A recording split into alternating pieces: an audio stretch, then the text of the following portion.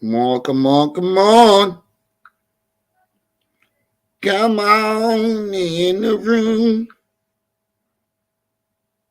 I said, come on in the room. We got some shit going on.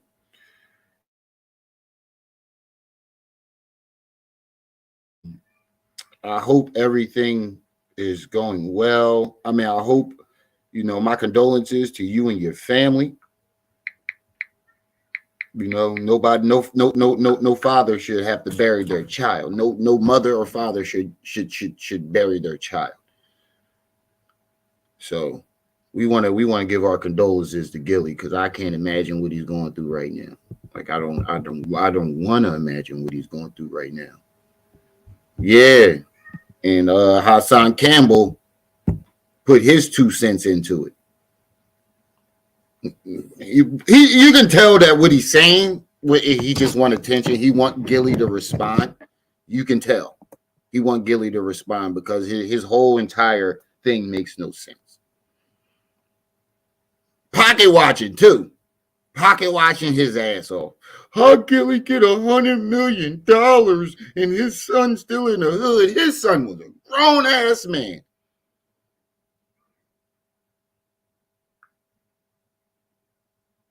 You ever notice that when somebody's child dies, he blames the parents? FBG Duck, he blamed his mom. King Vaughn blamed his mom. Gillie the Kid blamed his mom. Even though all these men were grown-ass men. Damn near in their 30s. But it's the parents' fault, though. So in that logic, you know where I'm going with this, right, Shadow? You know where I'm going with this. So in that logic, if it's the parents' fault, what's up with your oldest son? It's safe to say we can blame you for why he gay. I'm just going off of his logic, playing devil's advocate. I'm going off all these niggas' logics. Every time you say some old fuck shit, I'm gonna go off your own logic and explain it in your way and show you how fucking stupid you sound.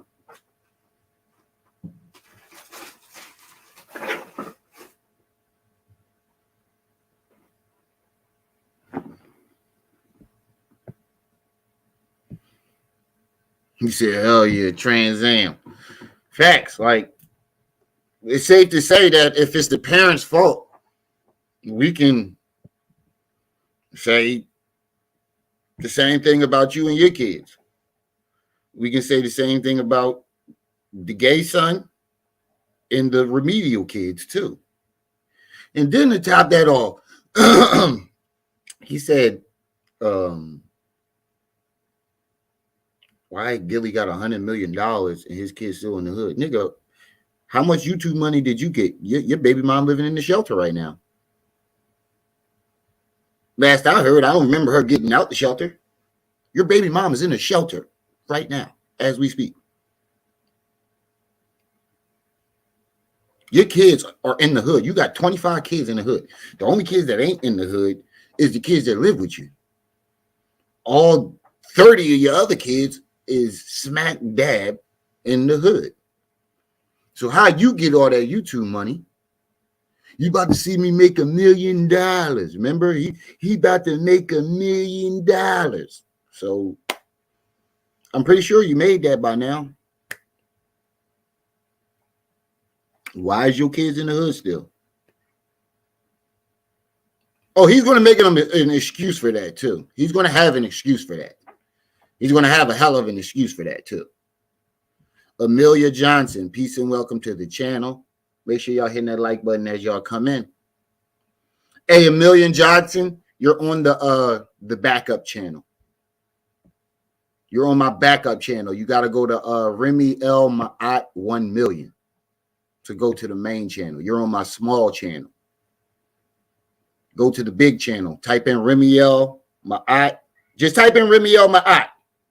It'll pop up to be on the main channel. I see it. Your comment over here, but I don't see it in the YouTube chat. That's how I know you're not in the main channel. But we're gonna give it another minute.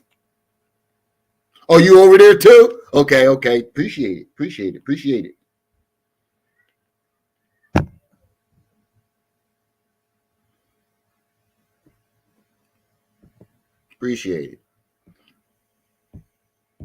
Well, we're gonna give it like another minute or so, and we're gonna go ahead and get this started because I ain't gonna be here all day waiting for people to pile up, replay game. And I'm gonna start expanding my shit. Like, I know I said that back in a while ago, but I'm gonna start expanding my shit. I'm gonna do more lives now because I realize that the watch time is what gets you paid, and doing lives is what gets your watch time up. So I'm gonna start doing more lives. And I'm gonna start expanding this shit because young Pharaoh, we tired of the same. There's no point really doing shit about him because it's the same song and dance. We didn't already prove our point about this man. I mean, if he does something new and dumb, yeah, but if he's repeating the same shit over, I'm not going to highlight it anymore because I'm tired of it.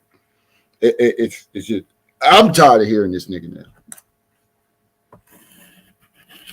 I've been tired of hearing this nigga. I was just doing it for the content.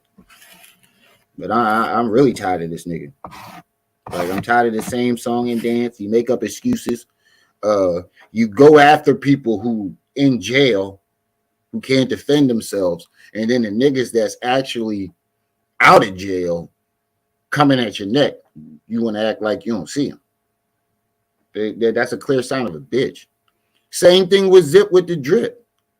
You keep talking all this jail shit, and I beat niggas up, and I did this, and I did that, and then soon somebody asks you to fight, you don't want to fight.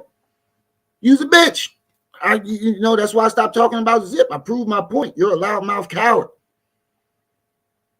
I proved my point. And you notice he said he beat everybody but me. I wowed this nigga up. I wowed that nigga up. You notice he never say he wowed me up. You notice he stopped talking about me after I did my last video about him. You know why? Because he knew he had no argument. He knew I got him out of his character. I had him in his feelings, and he was stepping out of his own comfort zone. He can't fuck with no intellectual people. You can sound smart against Hassan, but then when you put yourself up against an actual smart person, you can see how dumb he is. Any nigga that's 40 years old out here still talking about him in the streets, this, and the only thing you can talk about is jail and shit like that, man. You use a lost cause. Use a waste of sperm. Why the fuck is you out here? And then he come from a family of degenerates. His grandma was a degenerate. His father was a degenerate. His mom was a crackhead and a degenerate. And he's proud of that. You proud that your grandma set a bad example for your dad, who set a bad example for you and your brother. You proud to keep that cycle going. Niggas like that you can't argue with. Niggas like that you can't argue with. You can't argue with niggas like that. They're weirdos. And top that off, he a fucking hypocrite. I'm calling niggas up to the gate. Oh, soon as somebody make a video about him, oh, you on my nuts. But you making 37 videos about Hassan Campbell back to back. All your videos have been about Hassan Campbell. The nigga not even talking about you no more. You're doing it for clout. And then they're starting to dwell down. You can tell people are starting to get tired of it. Your views are going back down. You know why? Because they only wanted to fuck with you because you was going against Hassan Campbell. You notice all your other videos, don't nobody give a fuck, right? Exactly. You notice when you ain't talking about Hassan Campbell, people log off. Because you ain't got nothing else to say. Don't nobody give a fuck about nothing you got to say. Nobody want to hear that jail shit. You talk the same jail shit over and over again. And then go into Hassan Campbell. And then you act like you innocent. Oh, everybody called me out. Bitch, nigga, stop lying. So what about the old head, the Jamaican dude? Because he endorsed 10 Toes Down. You called him out for no reason. because he endorsed 10 Toes Down. He ain't say nothing bad about you. He ain't even mention you. Because he did endorse 10 Toes Down, you went at him. But I'm wrong for calling you a loudmouth coward for being an actual loudmouth coward. But that's besides the point. We're going to get into this, start this video. People can get, make sure y'all hit that like button. People will come as they catch it as they come in. Today we got Hassan Campbell decides to give his 2 cents on Gillie the kid's son being murdered. And it's the most hypocritical, dumb shit ever. Like always, it's a pissy poppy special. Whenever I'm doing Hassan Campbell, we gonna call it the pissy poppy special. It's a pissy poppy week. And then we gonna finish that video of young Pharaoh talking about getting shot. His amazing novel. The amazing novel of young Pharaoh being shot. We gonna finish that. Oh man, this nigga said, I still can't believe he said that shit. This Shadow, I don't know if you saw that shit yesterday. This nigga told us that he got shot in his lung. And first he said it didn't start bleeding until his 5 minutes later when his man looked at his chest and it started squirting blood. Strike one. Then he said, when he got to the hospital, the doctor performed surgery without anesthesia. Strike two. Strike three is when he said, my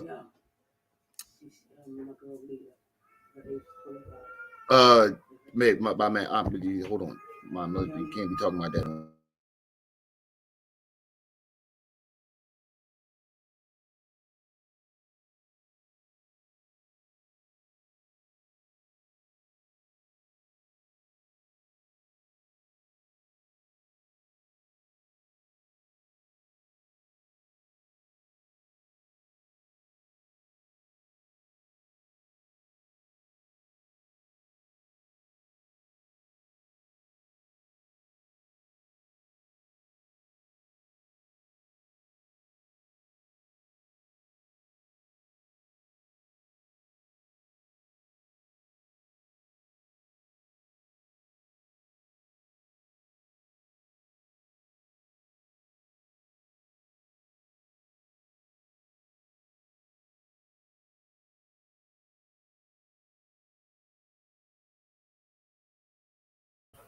Yeah, but anyway, strike three. Yeah.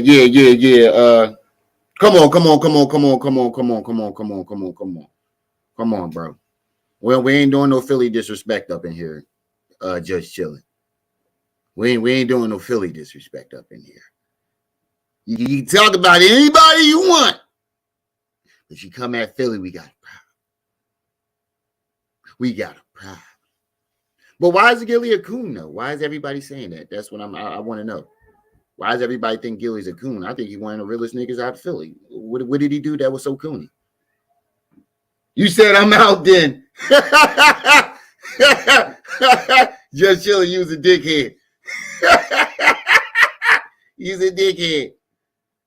I was just fucking with you, bro. But about Baxter though, why is he a coon? Why is everybody saying that? Because I've heard this before and I haven't gotten to the bottom of it. Why is everybody saying that?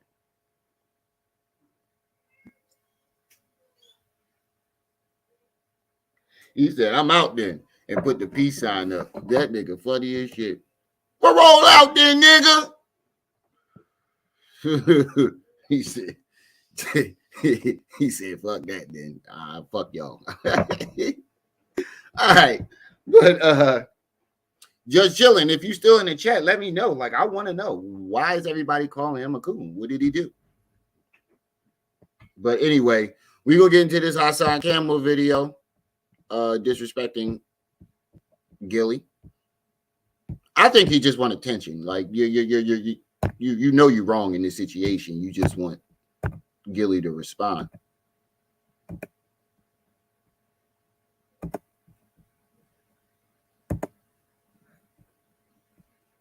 You just want Gillie to respond. But somebody actually spoke out on this Shabazz. And then Hassan, this is how I know that you did this for attention, because when the bull Shabazz, you didn't get attention from the person that you wanted to get attention from, but you got attention. Soon as Shabazz says something, he did a video on it right away, wearing the same shit. This is how we know that you was waiting for somebody to respond. You're still in the same clothes that you were in when you made this video. So you made the video, put it up, and waited for somebody to respond. And the second they responded, you did another video. Come on, bro.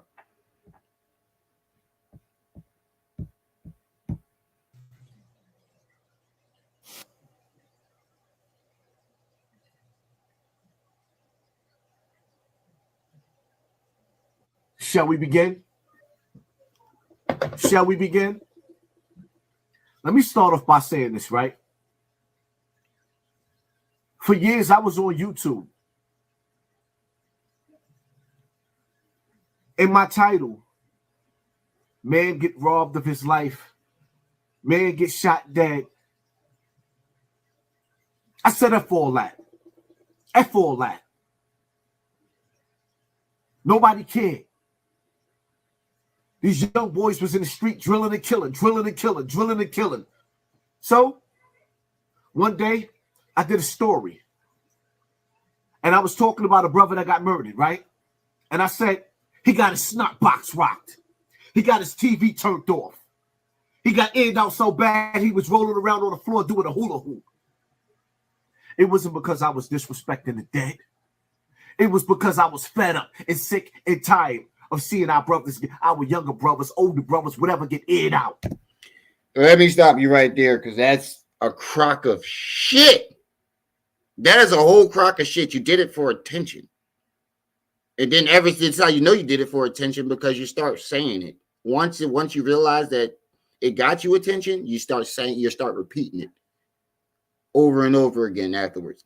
And number two, how you gonna say that when you threaten to kill people every other day? That makes no sense. I'm tired of seeing the young bulls get aired out. That's bullshit, my nigga, because you threaten to air niggas out every other day. You even threaten to R-word them.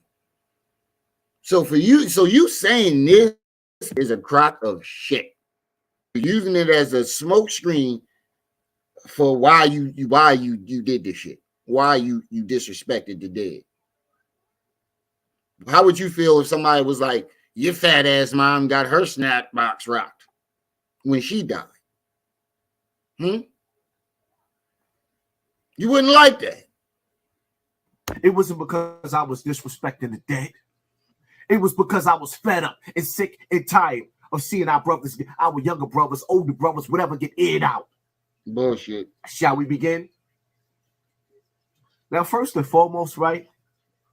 I just got one question for Gillie and Wallow, right? How you get $100 million? You pocket watching? And your kid is still in the hood. You're mad because you didn't get that $100 million. You're mad because they came in the game after you and floated past you and then got $100 million deal. That's what you're really mad about. It ain't about that. It's about the fact that they got that $100 million deal. And the $100 million deal was between both of them. That trickles down. They got agents, they got lawyers, they got accountants, and they got to split it between them. And who says that they get it all in one lump sum? Who said that they get that money in all one lump sum? How you know that they got the money up front? You don't. You're just talking out your ass. And again, Gillie's son was 25, 26 years old. Let me repeat that. Gillie's son was 25, 26 years old. He was a grown man. Gillie can tell him to stay out the hood, but he can't make him stay out the hood. And then top that off, you got kids in the hood. You got kids in the shelter right now while you sitting on that fucking couch, comfortable, while your kids is suffering in the shelter.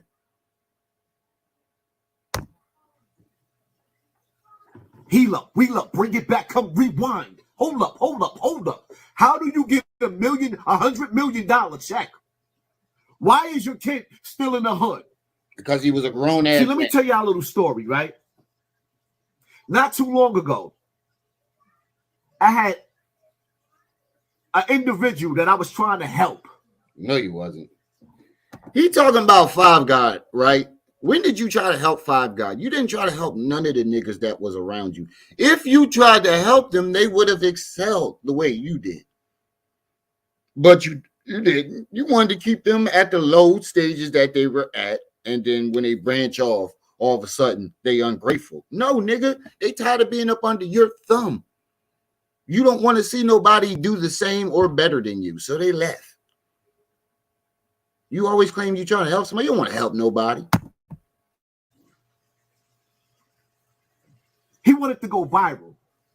So he sent some dudes after I did a live outside on University in Burnside, 1895.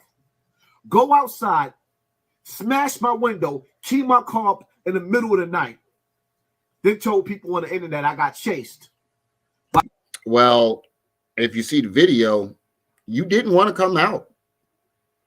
There's a video. You forgot that Five God put up the video, my nigga? You didn't want to come out that building. You did get chased. By gunmen. You're right. You did. Right? You didn't want to come out This the is what building. they did. The next day, a couple of days, the same individual that I tried to help did an album cover with me in a coffin to go viral. Right? That's just to give you an example of how dirty the streets is. What does that have to do with Gillie the kid's son getting shot? Can somebody explain that to me? Can somebody explain what does that have to do with Gillie the kid and his son? Don't worry, I'll wait. What does any of this have to do with it? Nothing. He just wanted to, he's just throwing out rope. He's grasping onto, he's falling. And he's grabbing onto anything that he can grab onto as he falls. See, 1895 is gone now. And now my wife and kids is living in a castle somewhere yonder. And all of my kids was moved out of the hood. And the ones that you still see in the hood is because they mama hood and don't want to go nowhere. That's bullshit. So that doesn't make an excuse. Let's go by your logic. Where's all the fathers and the fathers stepping up? So why didn't you step up and take custody of the kids? That's a good question. If they wanted to stay in the hood and they were still hood, why didn't you step up and take custody of the kids if you didn't want your kids in the hood? You know why? Because everything you're saying is a crock of shit. You know damn well you ain't moved none of them kids out the hood. You moved yourself out the hood, but you didn't move your kids out the hood. Every last one of your kids is still in the hood. All the kids that don't live with you in the hood.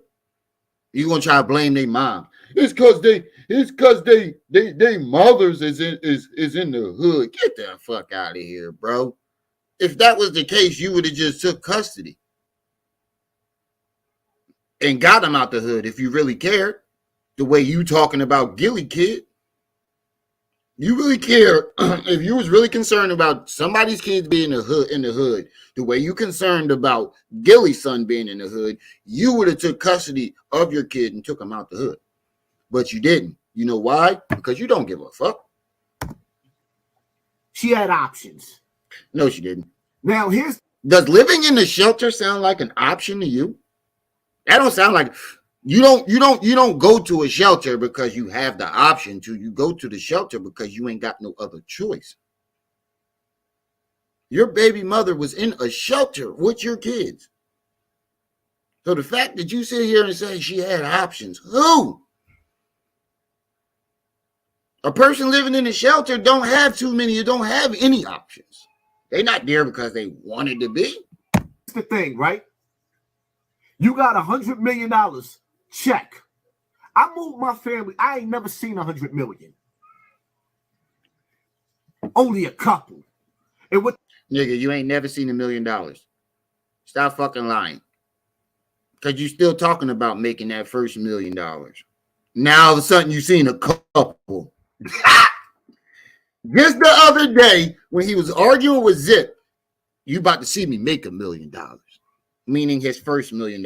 Now all of a sudden you made a couple million. Oh man. You got $100 million. Check. I moved my family. I ain't never seen 100 million.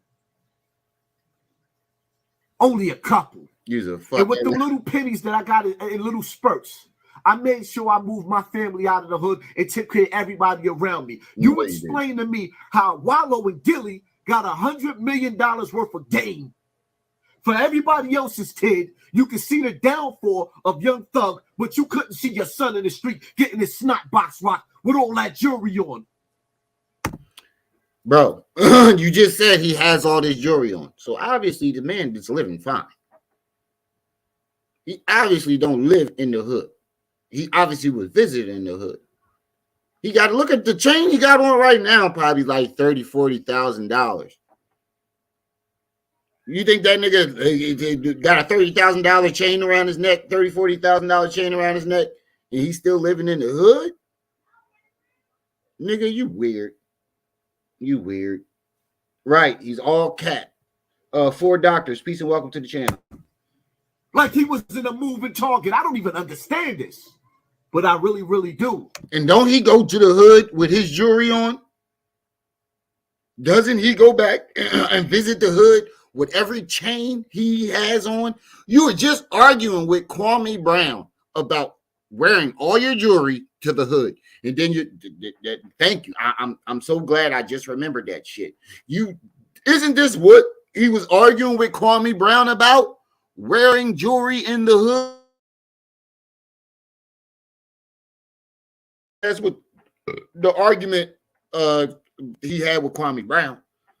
Kwame says, so you being a father, why would you go to the hood wearing all that jewelry? It's because I blah, blah, blah, blah, blah, and I'm hood and this, that, and the third because I want to. Same thing with Gillie, son.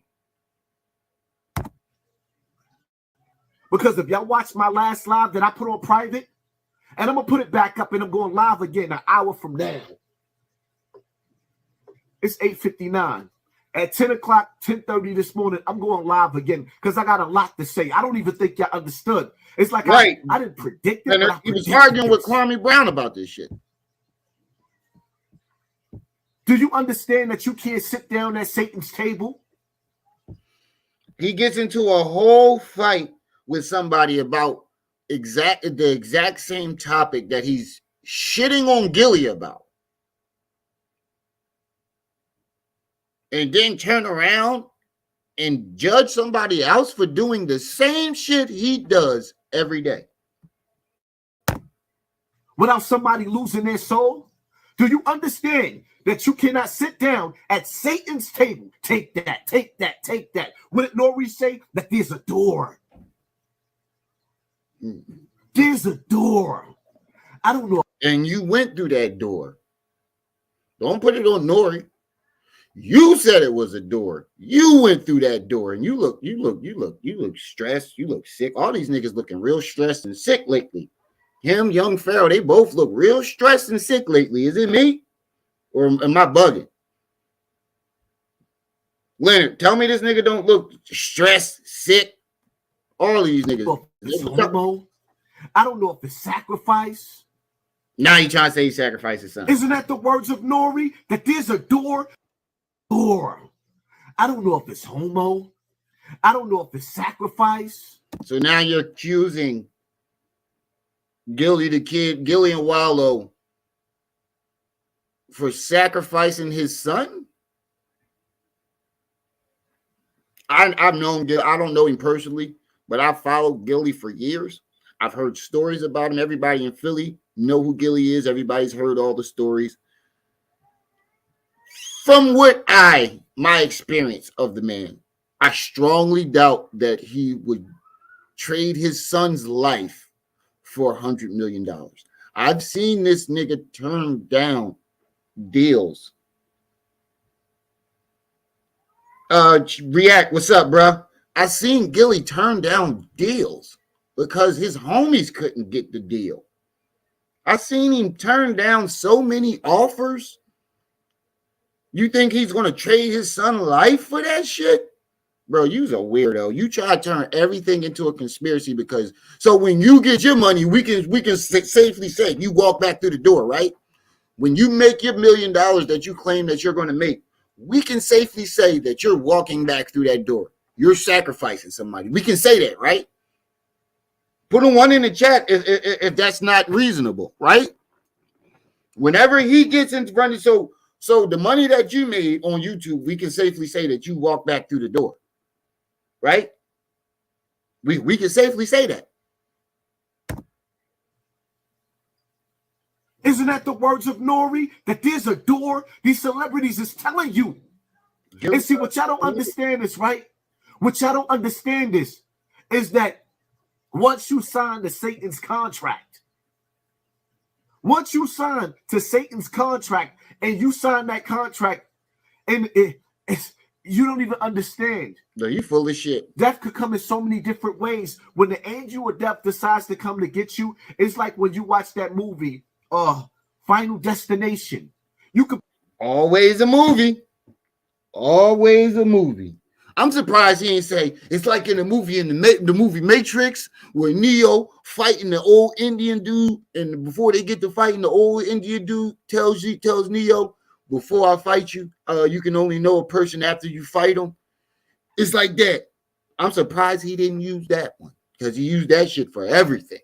But it's always a movie, bro. You need to stop watching movies. You really need to stop watching movies. be on a roller coaster ride. It could come in the form of roller coaster ride. It could come in the form of how Kanye West's mother was getting an operation done. Right. Did y'all not hear Kanye West say that they sacrificed his mother? It might not even have been the doctors. It might have just been the angel of death, because once you sign on that dotted line. Wait. So the angel of death is working with the Illuminati now? Is that what you're telling us? The angel of death is working with the Illuminati now? When you sign a contract, the angel of death come and sacrifice your loved one? Is that what you're saying? Is that what you're telling me right now? Now the Illuminati got a contract with the angels, y'all. He said he speaks from experience, right? Right. That's a fact. But the angel of death got a contract with the Illuminati, y'all. That's who the angel of death is, the hitman for the Illuminati, y'all. I ain't know that. Did y'all know that? Put a one in the chat if you knew that. The angel of death is the hitman for the Illuminati. I ain't know that. Did y'all know that?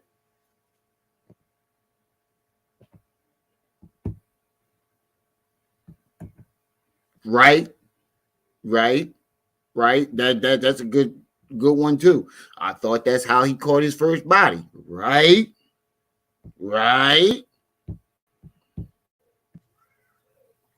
Goat Lucy is coming to collect. The angel of death is coming to collect. In the Bible, it tells you it is easier for a camel to get. No, I know that, Leonard. I'm just saying, because that's what he said. Listen to what he just said. That's why I said it. I know who the angel of death is. I know who he worked for. But listen to what he just said. Was getting an operation done. Did y'all not hear Kanye West say that they sacrificed his mother? It might not even have been the doctors. It might have just been the angel of death, because once you sign on that dotted line, Goat Lucy is coming to collect. The angel of death is coming to come. You heard what he said. Once you sign in the dotted line, the angel of death is coming to collect. So by what he's saying, he's basically telling us that the angel of death works for the Illuminati. he said, fuck that, God not paying enough. I'm going down here and work for these niggas. What is we talking about here, bro? His son got killed, or probably for some hate and shit. They probably mad that his dad got that $100 million deal. There's a lot of hate now, a lot of hate going on in Philly, bro. To collect. In the Bible, it tells you it is easier for a camel to get through the eye of a needle, a sewing needle, than it is for a rich man to get into paradise. Why? Why is that? Because once you go through that industry door. No, that's not what that means. It means just because you're rich doesn't mean you can buy your way into heaven. That's what that means. It doesn't mean what the fuck you talk. A rich man is because you can't go through that door. So you mean to tell me that there were contracts when they made the Bible? You know, they was giving out music contracts and shit like that. They was giving out deals back then when the Bible was wrote. Bro, you sound like a fucking idiot, bro. That's what that's for. The Bible, this shit, they weren't doing these type of deals back then when the Bible was written. This man to get into paradise. Why? Why is that? Because once you go through that industry door. There was no industry when the Bible was written. So how would that even make sense? You had to lose something. And in this case right here, it's crazy how many people are saying the same thing because people are starting to wake up. Nobody's saying this shit but you. It's a door. Nobody said this shit but him. Why you think so many people that get through that door don't come back and put nobody else on? Because they can't. Gillie sitting up there. So we can say the same thing about you, right? You ain't putting nobody on. We can say the same thing about you, right? So it stands to reason Hassan Campbell went through that door. Again, who has he put on? Who has he helped? Huh? Who has Hassan Campbell put on? Who has he helped? Don't worry, I'll wait. Having somebody stand next to you is not putting them on. Having somebody sitting behind you in the video that's not putting them on. Who did Hassan Campbell put on? He describing himself. Yeah, Gillie sitting up there filming Wallow in a $500,000 million car. And his kids is still in the hood. His kids don't live in the hood. His son didn't live in the hood. He just was visiting, nigga. Just like you like to go back and visit the hood and hang out on a corner like some degenerate. That's what he was doing. Shit. He wanted to flex. You know, my pop just got $100 million. Well, the little niggas out there is on demon time. You need to wipe that old folk gook out your corners. Philly is in the top 5. And you still had your sons running in them streets? Actually, we're in the top 3. So you telling me your $1 million worth of game was bullshit? Maybe you should practice what you preach. It is what it is. You've been trying to get Gillie attention for the longest. He's not going to respond to you. You think talking about his son is going to get him to respond to you, but he's not. He knows what you want, and he's not going to give it to you. If anything, Gillie's going to come see you. If anything, Gillie's going to come see you and run up in your fucking mouth. If anything, Gillie ain't going to argue with you back and forth on the internet with what you want to do. That's what he want. He want Gillie to argue with him back and forth on the internet, but Gillie ain't going to do that. Especially now that you just said that shit about his son. Gillie going to fuck around and go take a trip to New York and run up in your mouth, bro. You fucking with the wrong nigga. Gillie ain't the type of person to sit there and argue with you back and forth on the internet. Gillie, one of the only niggas that I've ever seen in Philly stand up to Beanie Siegel. He got sat back down on his ass, but he still stood his ground. Beans put him on his ass, but he stood his ground. He was one of the only niggas that wasn't scared of Beanie Siegel.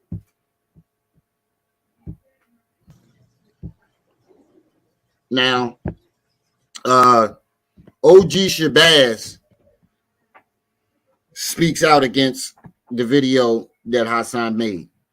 How'd you make a video respond to this so fast in the same clothes? Either you didn't change your clothes, or you wanted attention and you were looking for it. There's no way in hell I'm going to do a video about somebody and see a response from somebody else, not that person that I did the video on, somebody else. That means you typed that shit in and was looking for a response. That means you typed it in. Hassan Campbell speaks on Gillie the Kid. He typed that shit in. That's the only way you would have found this shit.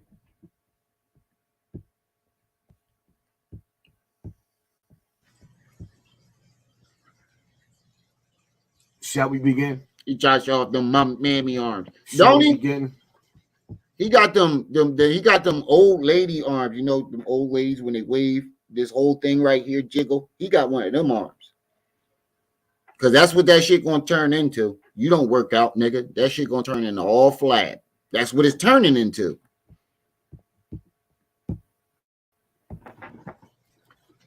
We play something for y'all real quick. This is a reaction video. Let me react to this dude real quick.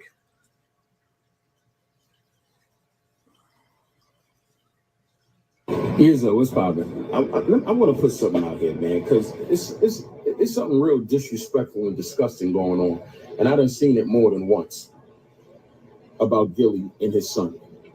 A lot of dudes seem to think it's appropriate to talk about, oh, he got $100 million, or he's a millionaire now. So what was his son doing in the hood? His son wasn't 12. His son wasn't underage. His son was a young 25-year-old grown man. Thank you. His son was a grown-ass man who made his own decisions. Y'all got to stop acting like because a person got a certain amount of money that they can control their children, especially grown children. How many billionaires you've seen their kids act a fucking fool? Come on. The list goes on. Paris Hilton, the Trump kids, the Bush kids. Like, so many billionaire children act a fucking fool and don't listen to their parents. So what the fuck make you think it was going to be different from, I don't know, hey, man, this shit don't make no sense. Yeah, like the Bronx River looking bad, y'all. Y'all keep repping this nigga. Y'all look real bad. Y'all look like a bunch of homosexuals out there. The fact that y'all let this nigga get away with this shit tells me everything I need to know. Throughout history, and see how many successful people, including celebrities, have had all the money in the world, but still had challenges with their children. The money don't change nothing. Let's just keep it all the way a buck. A lot of you dudes don't like the way Gillie talk. A lot of you dudes don't like the fact that he cocky and talk heavy and talk husky and talk like he got the fastest hands in America and can beat everybody up. Y'all don't like it. Y'all don't like the fact that somebody that conducts himself the way that he does then came into good fortune. But because why do you keep licking your lips when you watching videos of other men? Because y'all can't hate on his livelihood because he's making y'all sick to your stomachs every day with how he living. Y'all happy that something done happened to this man, and instead of being respectful in his family's time of mourning, y'all trying to find a way to take shots at him about something that ain't got nothing to do with him. Right. His son was grown. Right. He was not underage. Right. He did not have to be in the house by 10:30. Right. So whatever was going on, that's between that family. But y'all sound real crazy out here talking about he's supposed to have so much money. What was his son doing here? What was his son doing there? The person that could answer that question is no longer here. Bam. The person that can answer that question is no longer here. And it's not Gillie. Thank you. See, a lot of y'all ain't never had nothing. So you don't understand that just because you got something, that automatically means everything gonna be good in your family. A lot of y'all need to go and get you some business. Right. and stop hating on people so much. Because this Right. is what it is. You're just hating on this man. You right. And you ain't Your hate because you ain't get that $100 million deal. been able to hate on nothing else he been doing because everything that him and Wallow been touching been turning into cold cash. And you're sick to your stomachs because it's getting put in your face with Lamborghinis and old schools and deals, and y'all sick. So the only thing you can do is take a shot at the man at a time like this. Right. Exactly. And that's exactly what you did. You wouldn't, and the thing about it is, he ain't even mention Hassan by name. He didn't mention Hassan by name. So you knew exactly who he. This is how you know that that's what you did, because you knew he was talking to you, because you knew that's what you did. You knew that's what you did. That's why you found the video so fast. That's why you responded so fast. Come on, bro. The video wasn't even out for a couple hours before you responded, bro. That means you were looking for the shit. When you put that shit up about Gillie, you went and searched your name and found some videos of people responding because you wanted Gillie to respond. But you didn't get the response from Gillie. You got it from Shabazz.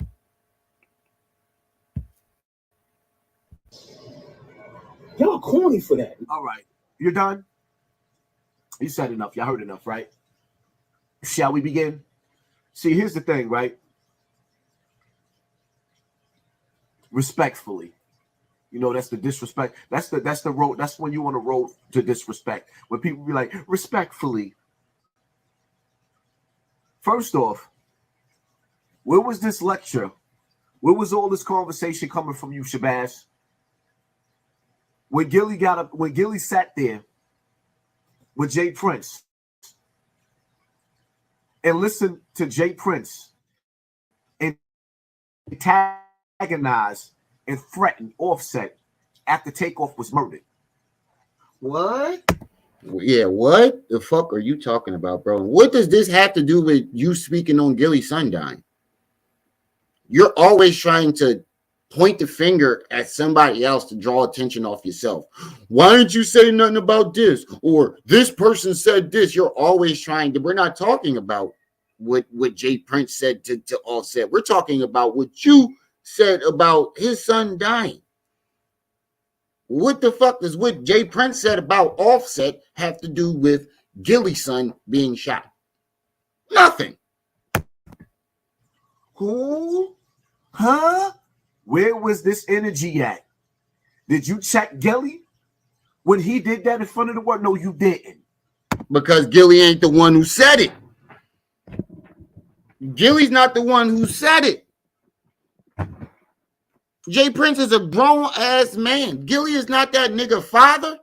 You keep trying to put it on Gillie for something that Jay Prince said. Gillie didn't say it. Jay Prince did. So why would he say something to Gillie about something somebody else said? Makes no sense. And see, some of us have feelings and we remember things. That's for one. For two, it's not about with me, just about his father controlling him and him being in the hood. It's about people pushing this evil ass music, this evil ass industry. What? What?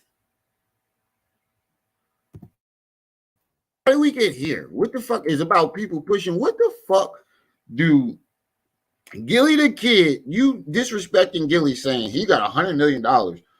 Why you kid in the hood? What does that have to do with people pushing music on the kids? What the fuck? How did we get here? Like you talking and you talking in circles, bro. Yeah, you talking in circles. You know you ain't got a good excuse for why you said the shit. In front of the world, no, you didn't.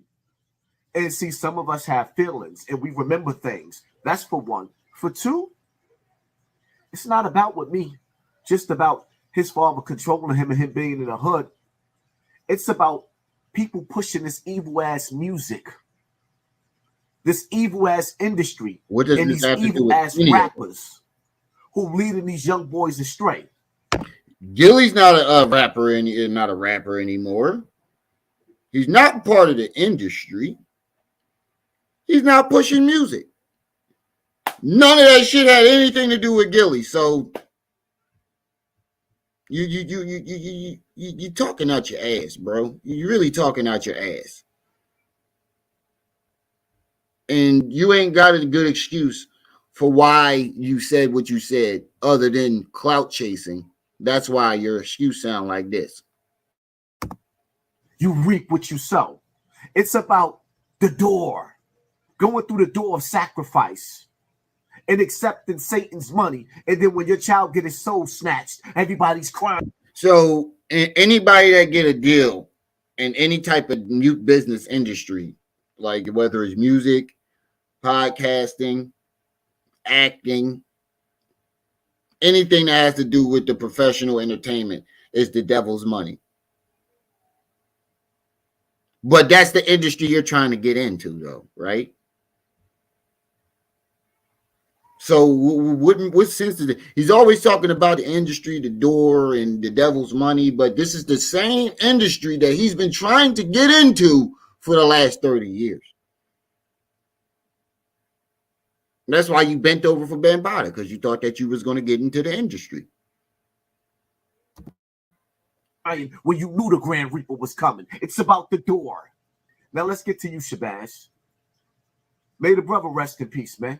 I'm not here to make Gillie's life or his family's life more miserable than what it is. Yeah, you are, because you wouldn't have said the shit that you said, my nigga. You would have never said none of that shit. You would at least wait. If you would at least waited a month or so to say something as ignorant as you said. His son ain't been dead more than a day or two. And the first thing that comes out your mouth is some old ignorant shit. You did it for attention and clout, my nigga. Your excuse doesn't even make sense. It's not about him telling his son not to be in the hood. It's about the music they pushing on to our kids. What the fuck does that have to do with Gillie's son being in the hood and getting murdered? Nothing.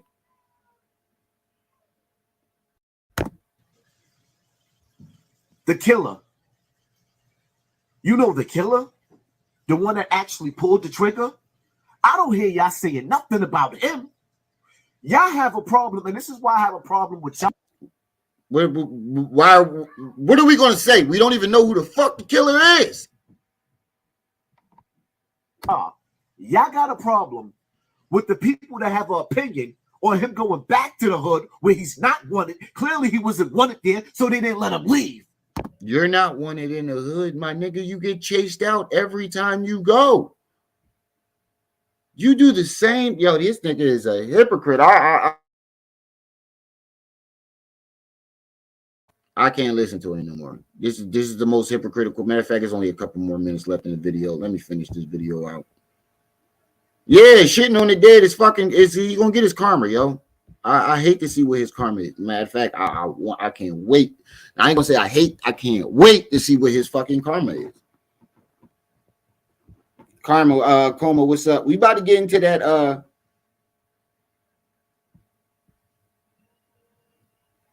We about to get into that finish that young Pharaoh joint as soon as this video done. It's like 3 minutes left. Not even. Y'all don't have a problem with the person who left him laying on his back with his back dirty and his feet up in the air, who got him sitting in the freezer. No, you got a problem with the people. What was the point of that? Who got him laying on his back bloody with his feet in the air? Like, how do you know this? You're describing some shit you don't even know. That got an opinion, but not near one of y'all said anything about the shooter. We don't know who the shooter is. Can I get an amen? Oh no, ain't not near one of y'all went knocking on the shooter's door. I guarantee every last one of y'all in the hood know where to find the shooter at. Y'all didn't tag his name in one video. No, I'm in the city, right? I'm from Philly. We don't know who did it. Nobody knows who did it. Instagram, but you tagging my name, right? Right. Now let's get to you, Shabazz the OG. You have some audacity. The majority of us lost respect for you when you sat up there and posted pictures of you and Brother Polite standing in unity with Mayweather after that brother left his DNA all over a 14-year-old girl. Wait, what? Now we in Polite? Video on Instagram, but you tagging my name, right? Now we at Polite? Now let's get to you, Shabazz the OG. You have some audacity. The majority of us lost respect for you when you sat up there and posted pictures of you and Brother Polite standing in unity with Mayweather after that brother left his DNA all over a 14-year-old girl and got charged with the unthinkable.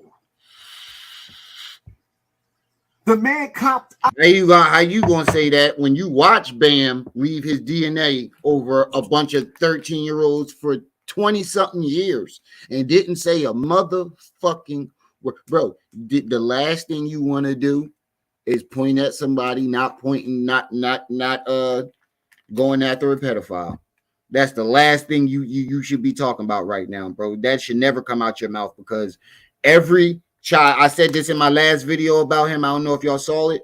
Every child that, if Ben Bada really is out there doing what he say he's doing to kids, every child that Ben Bada touched today is on Hassan Campbell's hands. He said Ben Bada had his feet in the air. Right. Every child that Ben Bada touches is on Hassan Campbell's hands. It's his fault. You let the man get away. You had evidence to put him away, or allegedly. I think that's why he didn't go to court, because he knew that Ben Bada was going to ask for evidence that he was around him as a kid, and he couldn't provide any of that. I think that's why he didn't go to court. He knew that the truth was going to come out. He didn't want that. You let every child that Ben Bada molests from here on out is Hassan Campbell's fault, because you brought it to our attention and did nothing about it. You had the power to do something about it, and you let it go. You actually said you love him. You love a molester, allegedly, an alleged molester. And you got a nerve to sit there and talk about him taking a picture with Polite. Nigga, you took a picture with Ben Bada and posted it after you claimed he molested you. Isn't that the same thing? Hypocrite, bro. Total hypocrite. And got charged with the unthinkable. Didn't Hassan get caught with child pornography on his phone twice? I mean, on his computer twice. Twice. They caught you looking at, and then to top that off, you described what was happening in the porn in the video. You described what happened, and if he said the man Johnson was too big for the girl's mouth. Nigga, that means you watched it and you paid close attention to the details. That means you watched it. You described the whole video. I had to stop it when I was listening to it. I had to stop it. I had to stop the video because it was so fucking cringeworthy. You describing the video. That means you watched it more than once. Man copped out to a lesser charge of leaving his DNA. Hold on. Y'all see this big ass boogie hanging out his nose? Don't nobody see this cliffhanger hanging on for dear life? He always got a boogie in his nose. Don't nobody see that cliffhanger in his right nostril, in his left nostril, right here. Don't nobody see this thing hanging off the cliff.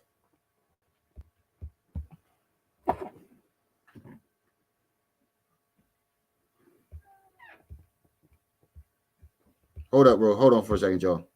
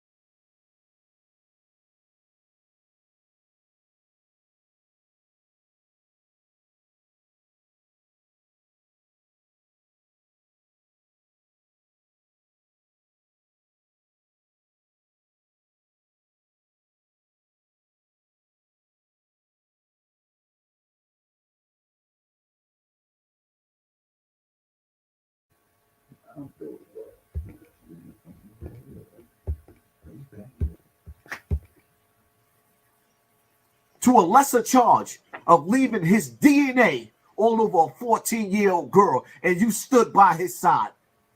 It is what it is. Ain't nothing else. You claim Bambaataa molested thousands of kids, and you stood by his side for 20-some years. For me to say. I ain't got nothing else to say. If he didn't get a new man, you would still be standing by his side right now. That's what you did. So we're not even feeling you. It is what it is. We don't have to make this video long and drawn out. We're not feeling you neither, nigga. We're not feeling you at all. My nigga, you always talking about we. Don't speak for us. Speak for yourself. Make sure y'all hit that like button as y'all come in too, family.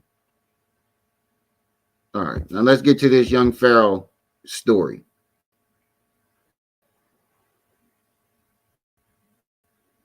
When you really in the streets, you want to get out. Oh, wait, I forgot about this shit. He was reaching on this video. Just real quick, before we get into this young Pharaoh shit, I want y'all to see this shit he said about he tried to use Meek Mill's, what Meek Mill said, to go at Zip. But actually what Meek is describing is him. And he tried to say, he talk about you, Soldier. He tried to talk about, he talking about Zip. But nah, nigga, he's describing you. You the old head standing out in the corner for 30 years.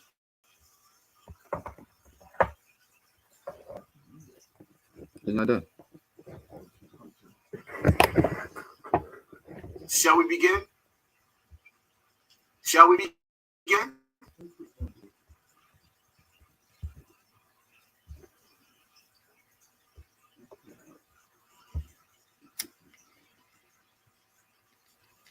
It's always hard when you got to spank somebody that you love.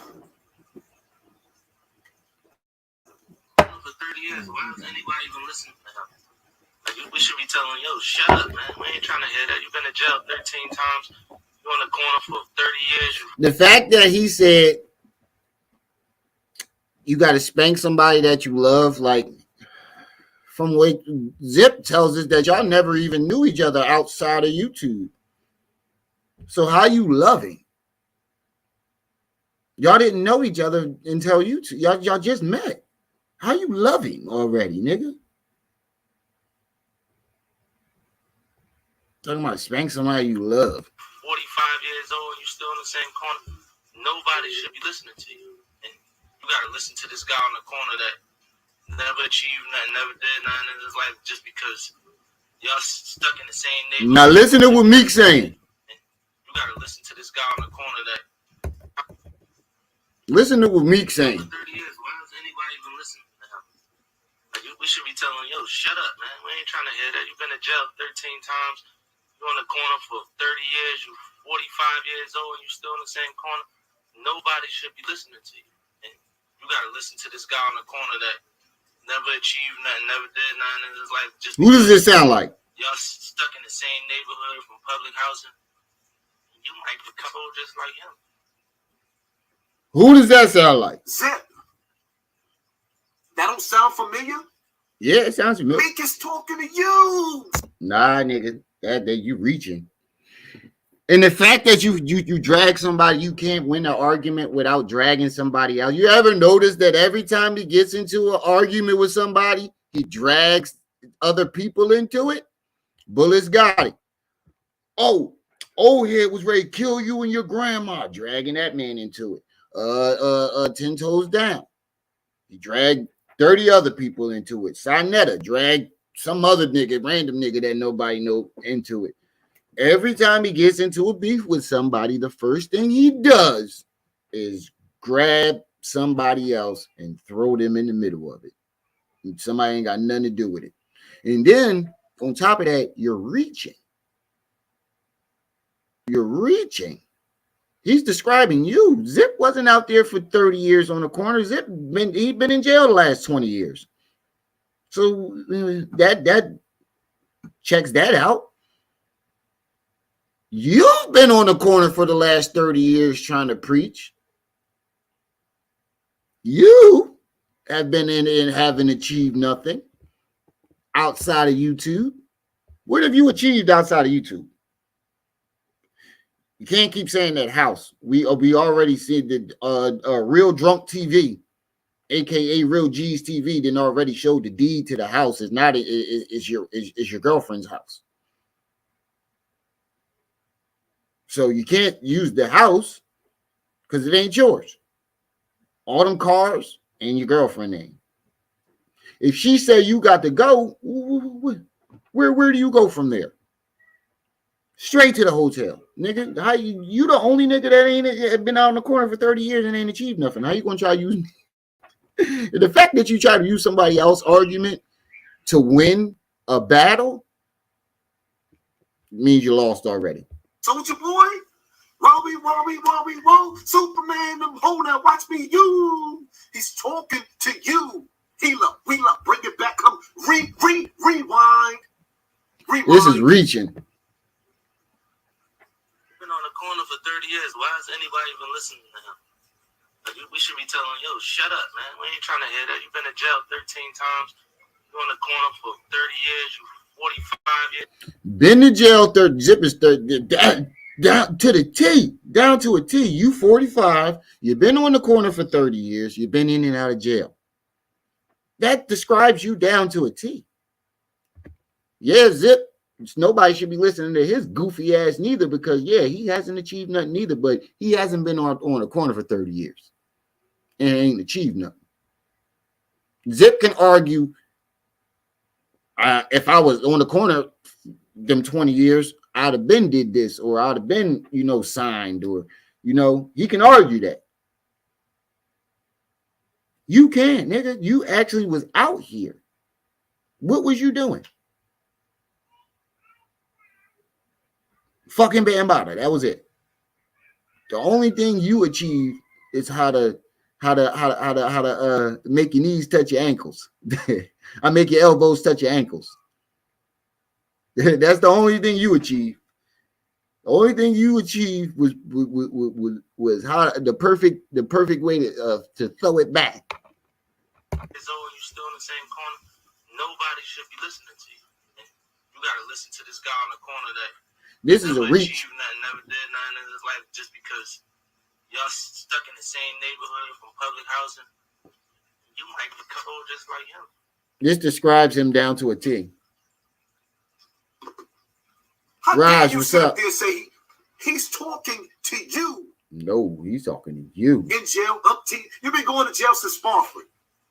You've been going to jail since Spofford. You're still on the same blocks, doing the same things. What are you doing, bro? But some of y'all, I love how everybody knows Meek Mill was talking directly to him. How he tried to bounce it off of him onto Zip. That's what cracked me up. I was like, he really deflected it off of him into Zip and try to put it on Zip. No, nigga, he talking to you. He talking to you. You think because you move with your girlfriend a couple minutes away from the hood, don't you achieve something? No, you didn't. What did you achieve? That's how you know niggas that never had shit. When they finally get something, they act like him and young Pharaoh. Both of them niggas was humble as shit when they first came in the game. And the second they got a little bit of money, they went buck fucking wild. That's how you know it was all a ruse. Money to show somebody's real character. Because when you feel like you don't need nobody, you're not, you're less cautious about the things you say. You're less cautious about the things you do. Because you feel as though I don't need nobody, so fuck everybody. I'm going to do what I feel. Tell me that ain't him and young Pharaoh. When they didn't have it, they was humble. It was black peace and all types of shit. And then soon as they got some money. You know what I don't like about the black community? Fuck the black community. He got a snot box rock. Both of them. On their way up is black power. But once they get to the destination, Fuck black people. And then when they fall, they come army crawling right back to us.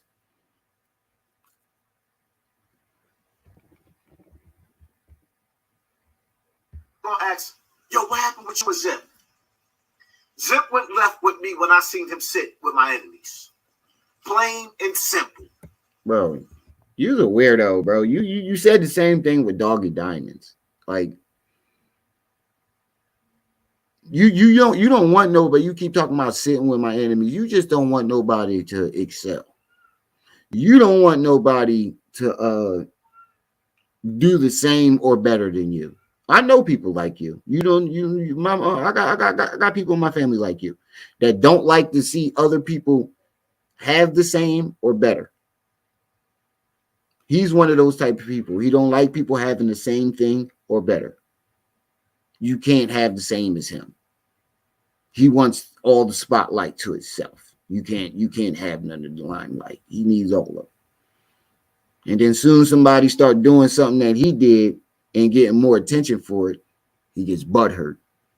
He finds an excuse to go at that person and try to take away their momentum.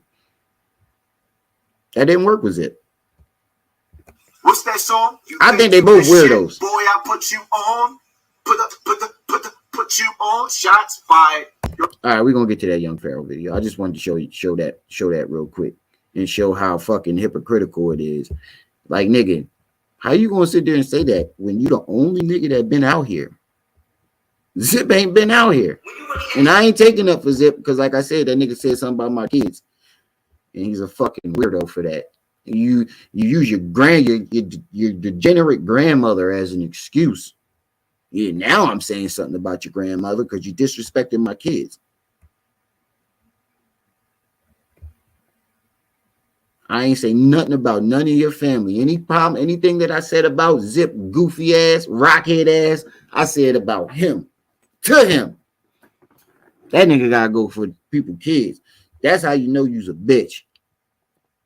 One was open, so my man was drunk and he walked into the. All right, now. He wasn't even driving. We came to the park.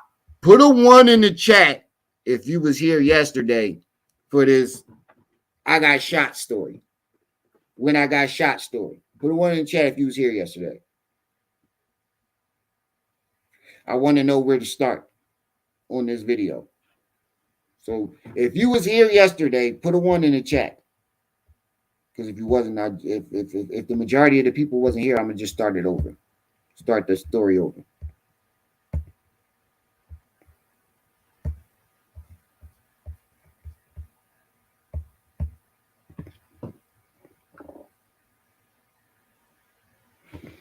Coma was here.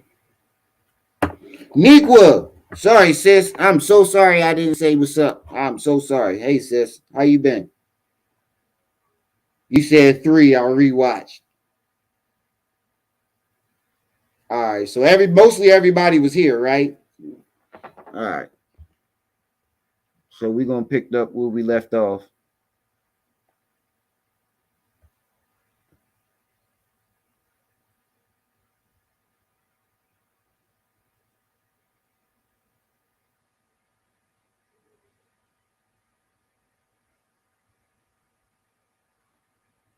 Yeah, Leonard. He went at my kids. He was like, I see at your job, you gotta wear gloves, and then you touch your face with those gloves. He was like, do you kiss and touch them dirty ass kids with those gloves? Do you kiss the dirty ass kids with that dirty ass mouth? Some shit like that, Net. And I'm like, bro, that's some nut shit. Like, I got you in your feelings so much, and it only stings when it's true. You is a bitch. Hassan called you out. You don't want to fight. 10 Toes called you out. You don't want to fight. The other bull called you out. You don't want to fight. You's a bitch. You can't come out here talking about, oh, I did this in jail. Now knocking niggas out, punching on niggas, doing this, that, and the third. And then niggas test you on it. You talking about, no, I don't want to fight. You's a bitch. How am I wrong? You give your opinion on other people, and I gave my opinion on that. You's a bitch. You would have said the same thing. If it was me, you would have said the same thing. If I came out here talking all this jail, I'm hard shit, and then somebody checked me on it, and I bitch up, and it happened more than once, you're gonna call me a bitch. You're gonna call me a loudmouth coward. That's I think I was justified in what I said. You wasn't justified in what you said, and then he openly admitted that he used his grandma as an excuse to talk about my kids.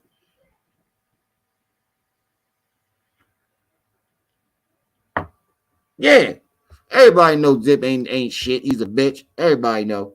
That's why nobody watching him like that. Like when he talks about Hassan, look at his videos about Hassan Campbell and look at his videos about anything else. You'll see a huge difference. And you're repeating the same shit about Hassan Campbell. You ain't saying nothing that nobody else ain't said about Hassan Campbell. You ain't said. You actually stealing other people's argument. I was the first one to say, yo, and then he said it right. I tagged him in my video where I said this. I tagged him in my video. I put the video up. I tagged him in the video where I said, yo, come to think about it. Has anybody seen any evidence of Hassan Campbell being around Bambaataa as a child? Tagged him in the video because the video was about him. But I so happen to say that. His very next live, he said the same shit. You stole Let's Get to That from Shut Up and React. You can go to Shut Up and React videos from last year and the year before and hear him say, let's get to that several times. And you know who Shut Up and React is. You watch his videos because you mentioned him. So that's admission that you stole his shit. And you notice that he answered everything else I said about him except that. But let's get into this story. Hold on, let me grab a water bottle real quick.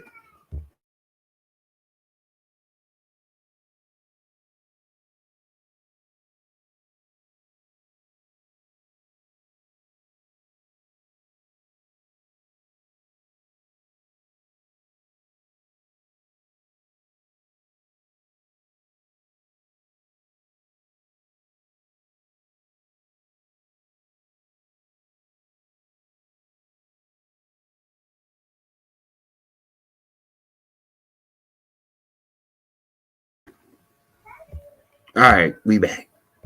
All right, now let's see where we at in the story. After I said that, see, when I said that at the time, life was so hard for me, I didn't care about being gone. You know what I'm saying? Because I'm like, all right, we're just gonna start here. You know what I'm saying? Nobody cared anyway. So I was like, I'm gone. So, quick recap. This is young Pharaoh telling the story of when he got shot. And so far in the story, he's at a party. It's one minute is a house party, the next minute is a club, so we don't know. He's at a club / house party, that's what we're gonna call it. And he pull up with a bunch of bitches. He the party nigga. He got all the money, and his friend drunk. They get into a fight. He put somebody in a coma, and then when they get outside, they start shooting. He gets shot in the lung, and it didn't start bleeding, and he didn't notice that he was shot for 5 minutes. He shot, and I'm gonna repeat that. He shot in his lung, and it didn't start bleeding, and he didn't notice it for 5 minutes. He just didn't know it. He didn't know anything, right? So once he notices his lung collapses, he falls to the ground. With a collapsed lung, he's still able to go. Oh, wait, my bad. When he collapses, all the women go, he crazy. So he collapses, and everybody's going, he crazy, oh my God. And he still managed to go, shh, I love y'all. With a collapsed lung. Then he gets to the hospital. Once he gets to the hospital, the doctor tells him that it's too late to put they don't have enough time for anesthesia. So they have to operate without anesthesia. So they operated on his lung without anesthesia. And then the doctor tells him he's going to die. And then they roll him out, and he, with a collapse, almost on the brink of death, he's still able, because they roll him out to the outside for some reason, because I guess they was ready to switch hospitals. And hundreds of people are out there, and he still managed to throw up his gang sign. That's where we're at. Sound like a movie, don't it? I'm going to a better place. And then after I said that, I was like, hell no, I ain't ready to go. So I'm looking, so I'm like, nah. So I'm looking like, I'm telling my man, like, I'm doing like this, like, man, pick me up and put me in the car. So my one man, he come and grab me. He's able to do this with a collapsed lung. Pick me up and put me in the car. He's able to do this with his lung collapse. I'm only but so I'm little now, so I wasn't big when I was 17. They come scoop me up, put me in the car. So my other man, he come jump in the car. Now he's crying like a little girl. He's crying. He's like, oh, bro, you So he keep taking swigs and then talking, and then take a swig and then complain. So I'm in the car. So I'm going like this with my right hand because my left hand paralyzed. So I'm trying to focus him out and just stay calm, you know. So I keep going like this with my fingers. So the police put a car over. They chasing us. The police are basically chasing the car like we the shooters or something, because we zooming. Because my man was just like to be there with the car. And he came, I don't know if it was people, who else it was, but he came through me in his car. So he zoomed me to the hospital. So the police chased us. We in a high speed for like 8 minutes, at least 10 minutes. So they finally cut us off, pull us, come to the car with guns. So my man rolled the window down like, yo, my man in the back shot. So the police look back there, they see me bleeding everywhere, so they like, oh, go. So they let us go, so we go again. Then we get chased by some more police. Boom, they pull us. So now they pull us. Mind you, I've been going like this for like 20 minutes. I'm gonna hold my breath, yo. And I don't smoke weed or nothing. Oh, I forgot about this part. He had, with a collapsed lung, he get pulled over from the, you know how long a transaction to be pulled? How long the cops don't get out the car right away when they pull you over? First of all, they wait a couple minutes usually, and so you got pulled over twice and still made it to the hospital with a collapsed lung. But the part that I don't get is when the cop first pulled you over and realized that you were in the back seat bleeding from being shot, why didn't they give you a police escort? Because that's standard protocol, right? For an emergency like that, the cop would drive in front of you with his sirens on, or at least put alert out to the other police officers in the area that this vehicle let them know what's going on so they don't pull you over. That's what don't make sense about that part of the story to me. So I got amazing lungs. Like I'm just going like this. So the one cop, she pulled us over, and she know us, you know what I'm saying? You know you in the streets, your district, they know you. So they were like, get the body back for that asshole. Get the body back for that asshole. Like she was trying to make me die. She was trying to slow the car down so I'm in the hospital time. So my man like, F you. So the cop try to slow the car down so he don't make it to the hospital in time. But he still manages to make it to the hospital with a collapsed lung. So you got pulled over twice, right? And still made it to the hospital with a collapsed lung. How long does it take you to die? How long can a person, let's Google this. How long can a person survive with a collapsed lung? Here is some information for how long do you stay in the hospital after a collapsed lung? According to Cleveland Clinic, after treatment, you may be in the hospital for a couple of days or longer. This allows your provider to check your progress and give you oxygen if necessary. You will make an appointment for follow-up visits.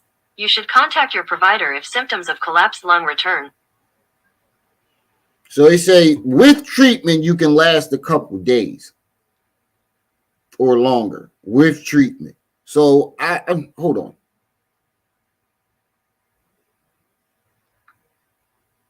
How long can a person survive with a collapsed lung without treatment? According to Healthline, if pneumothorax results from a small injury, it may heal without treatment within a few days. Check with a doctor before flying or diving after pneumothorax. If you're having trouble breathing, you may need oxygen. That's Using oxygen can also help speed up the A rate at which the collapsed lungs lung is reabsorb rare air but from the can be cavity. serious. If you see signs and symptoms of collapsed lung, such as chest pain, trouble breathing, get medical. Your lung may be able to heal on its own. But I don't know. It's different, some say a few days. But if you shot in the lung, your lung is collapsed because you're shot. That's the factor that I'm not adding in. You're shot in the lung. You're not going to be able to breathe. Hold on. Can you breathe after being shot in the lung? According to Healthline, if you have a punctured lung, you may feel soreness in your chest. Wait, that's what I should have asked. Collapse occurs on only. How long can you survive with a punctured lung?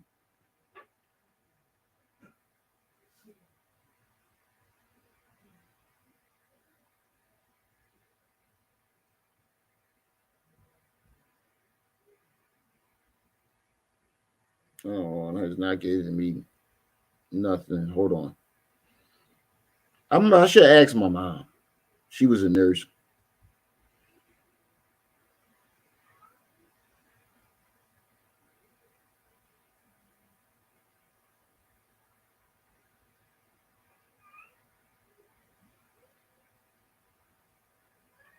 Okay, injury, amount of time it will take you to fully recover. It's just telling me like if treated. It's not showing me any untreated. But I doubt you can survive without a punctured lung for too long. Especially the amount of time that he's talking. It's only giving me if treated results. So he pulled off, boom, so we on our way to the hospital. So I remember like doing this with my hands and like it just started going slower and slower. It was like I was losing control. Like when you go like this, you already don't feel it now. It's like you're just doing it, you know what I'm saying? But I remember like feeling like I was slow. I believe that probably 15 to 25% of this story is actually true. I believe that he pulls some truth from real stories. He just slaps on like 75% of exaggeration, though. Yeah, that's what I'm saying, nigga. This nigga is fucking Doctor Who. He's invincible. First, he knocks somebody out in the park. First, he's getting all the bitches. And then he knocks somebody out and put him in a coma. And then he gets shot and he doesn't feel it. He gets shot in the lung and doesn't feel it, and then get operated on without anesthesia. And he's on the brink of death and still able to throw up a gang sign. God damn, this nigga's invincible. Becoming like paralyzed. And the analogy I can give you that like will give you the understanding is like this picture, like when you cut your computer all wrong and you just hold the button and it just abruptly go off. That's how it felt. It felt like my brain was going off and it felt like my vision was just going like this until it got dark. It was like all the light, like my body was no longer taking in phenomena. And my hand was just going like. So I remember, and right before everything went black, with the extra jokes I gave, my man was like, "We here." He was like, "We here." Me too. And I like, look, with all my energy, I see the hospital door. Me too. So I'm like, oh my God, like I gotta make it. This nigga got his shirt off every day, and I ain't never see a bullet hole. I'm so crazy. I'm on the right side of the hospital. I get out on the wrong side.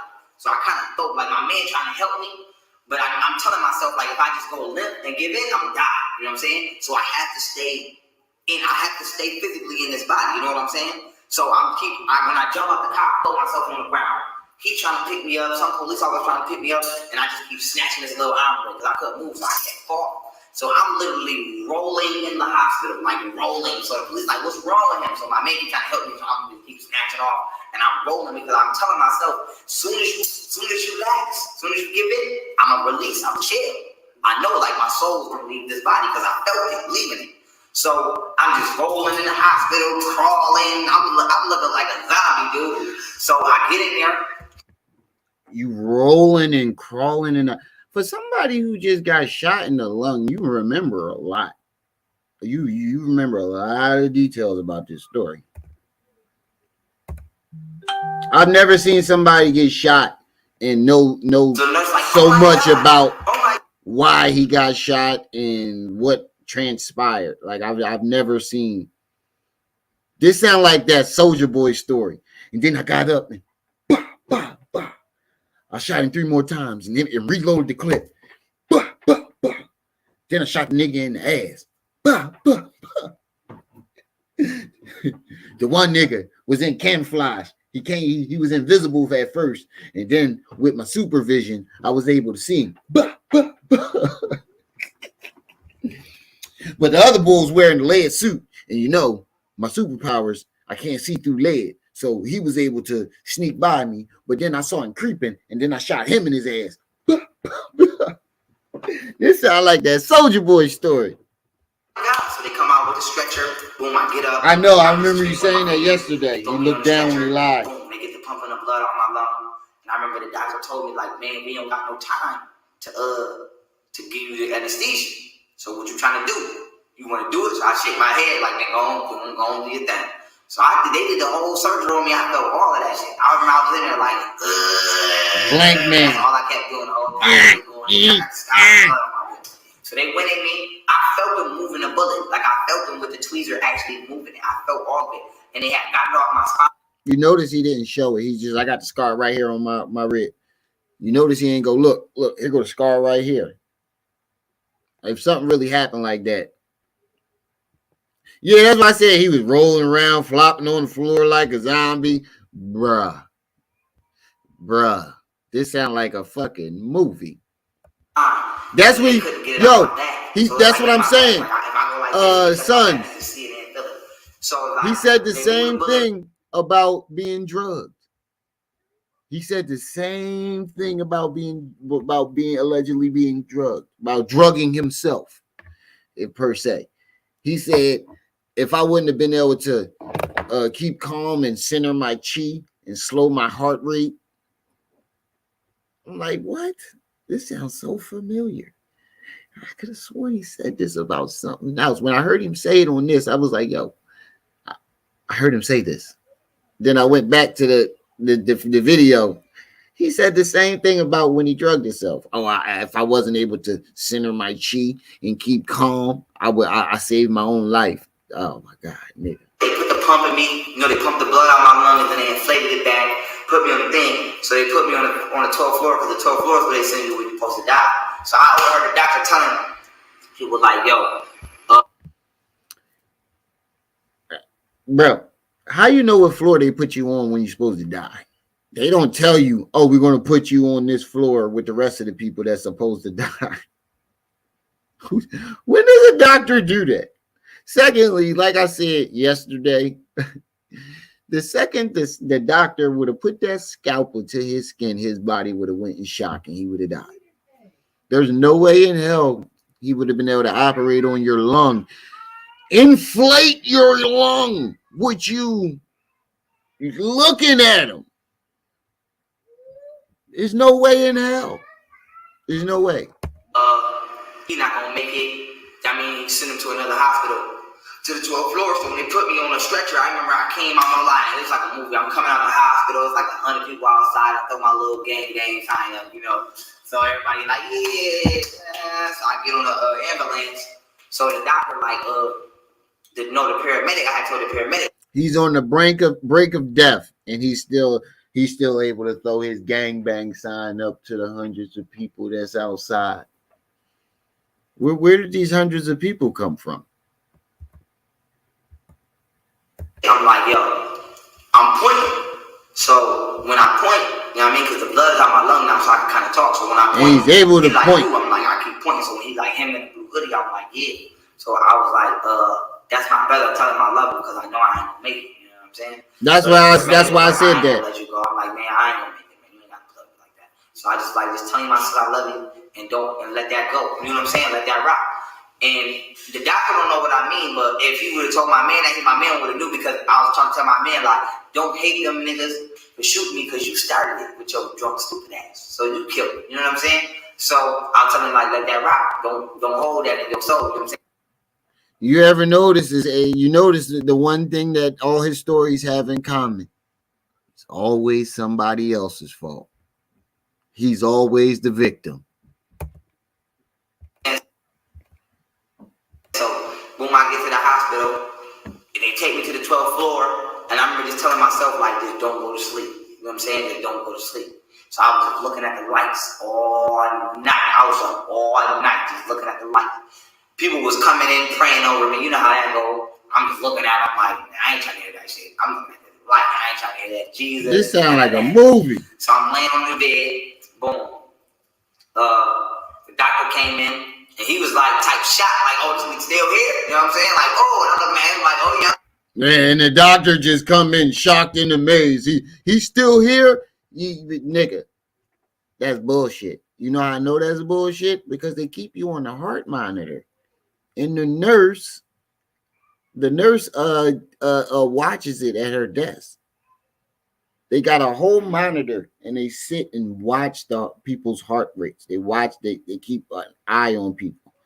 That's how the nurses is able to come running straight in whenever you flatline.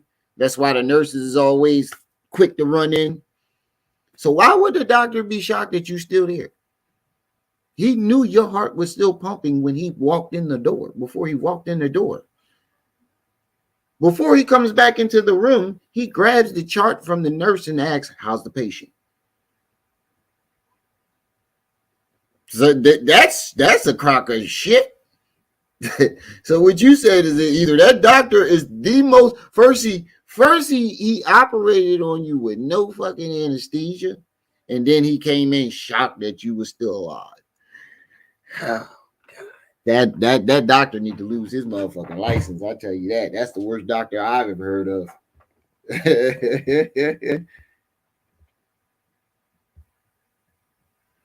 A classic hero narcissist. That, yeah. Still kicking, baby. I ain't go to sleep. So, boom. The doctor was telling me, like, man, you know you saved your own life. He was like, yeah. He was like, you stayed calm through the whole situation. And he was like, you didn't lose. Hold on. I gotta read this. He said he healed quicker from the bullet because he's been healing from being drugged for 2 years. Not the hiccups, though. They was come from gay thoughts.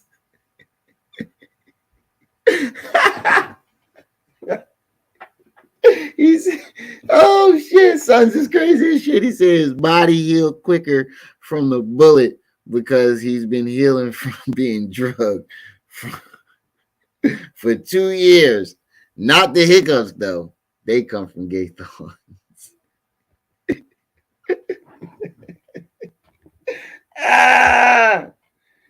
Oh man, y'all niggas is crazy. Not the hiccups, though. Them not the hiccups. Them come from gay thoughts. Lose as much blood, you know what I'm saying? He was like, even when you got shot, you got here late.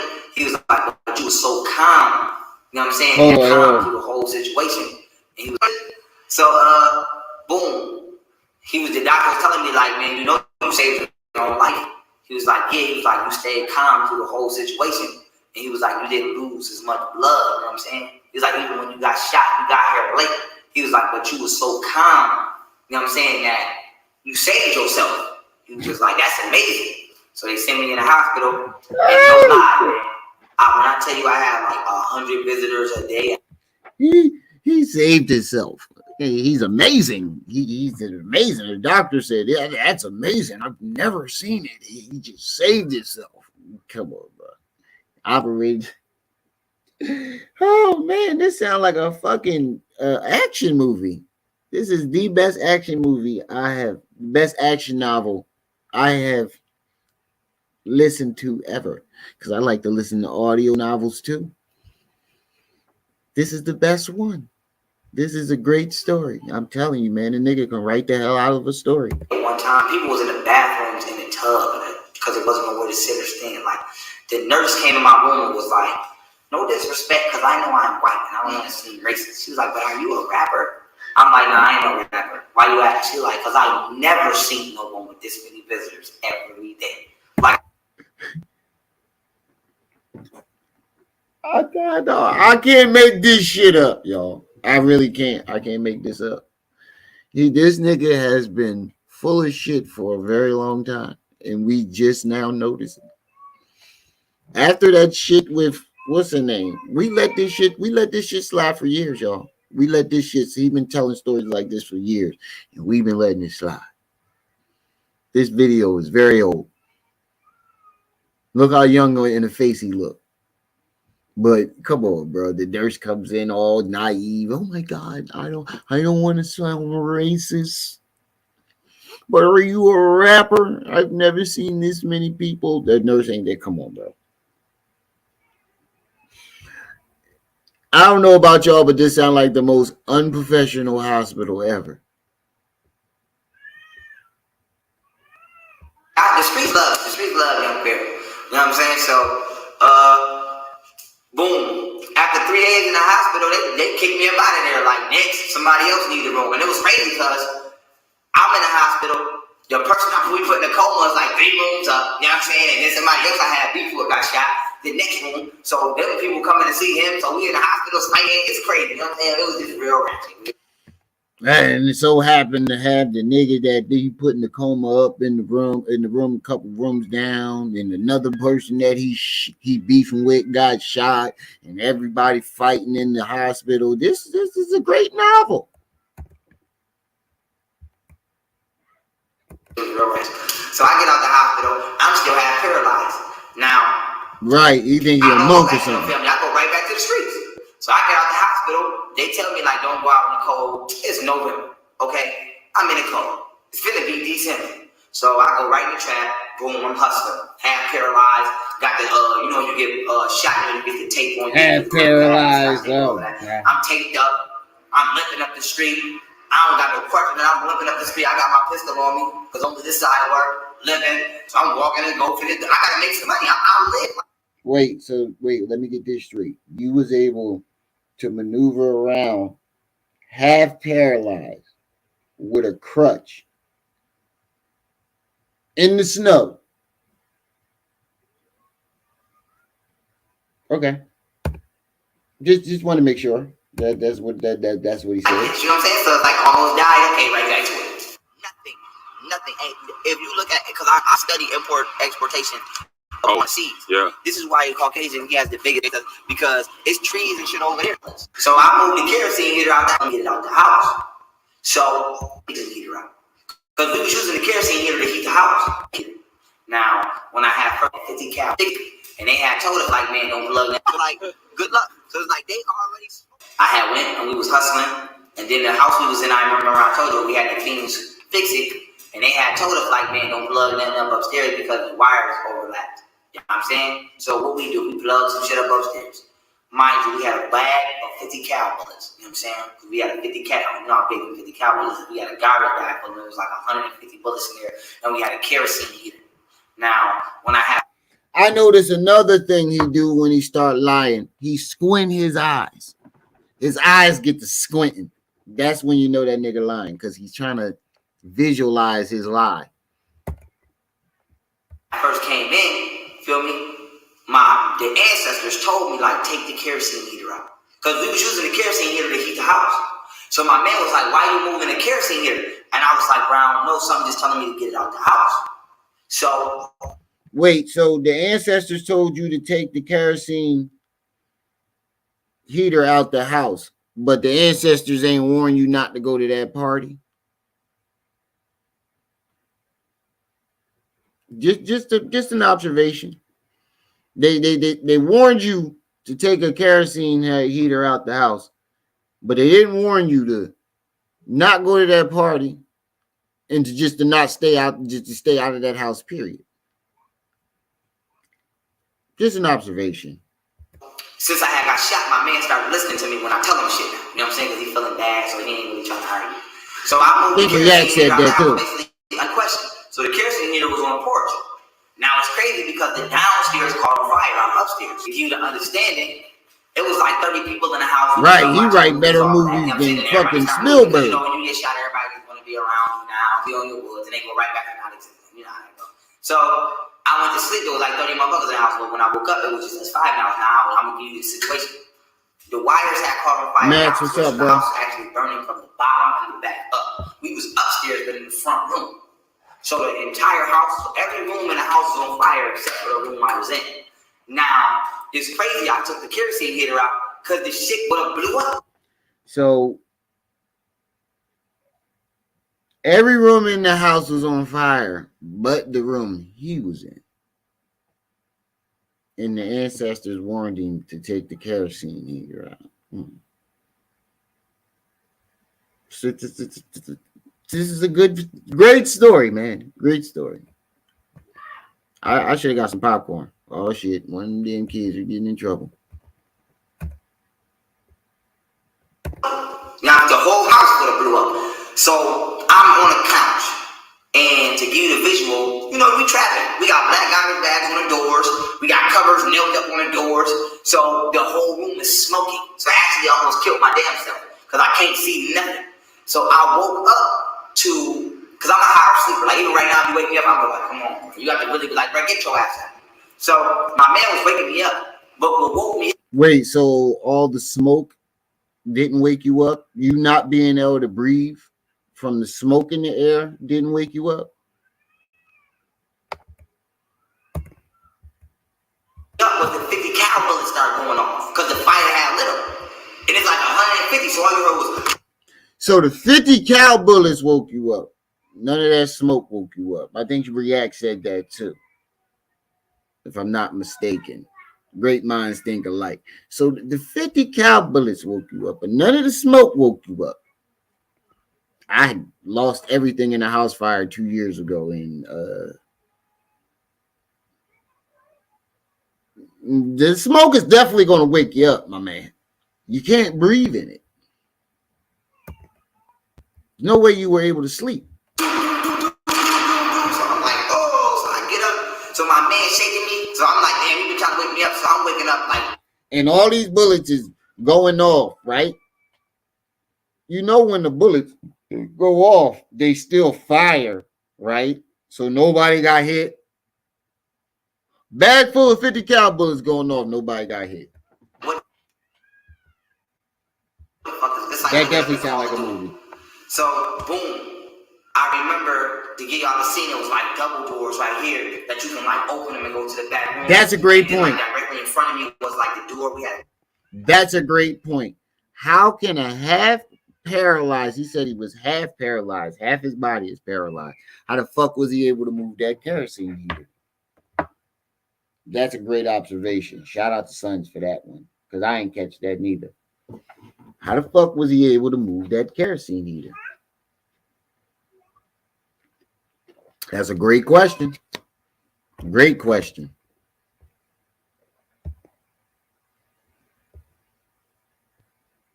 Cover on it, you know, you just slide it, open it, you go down the stairs, and then you had the front, you had the windows, like we never had like a top balcony porch, we had windows, and we had like a little closet with a little window in there to give you. Then I'm against the back wall over here on the couch.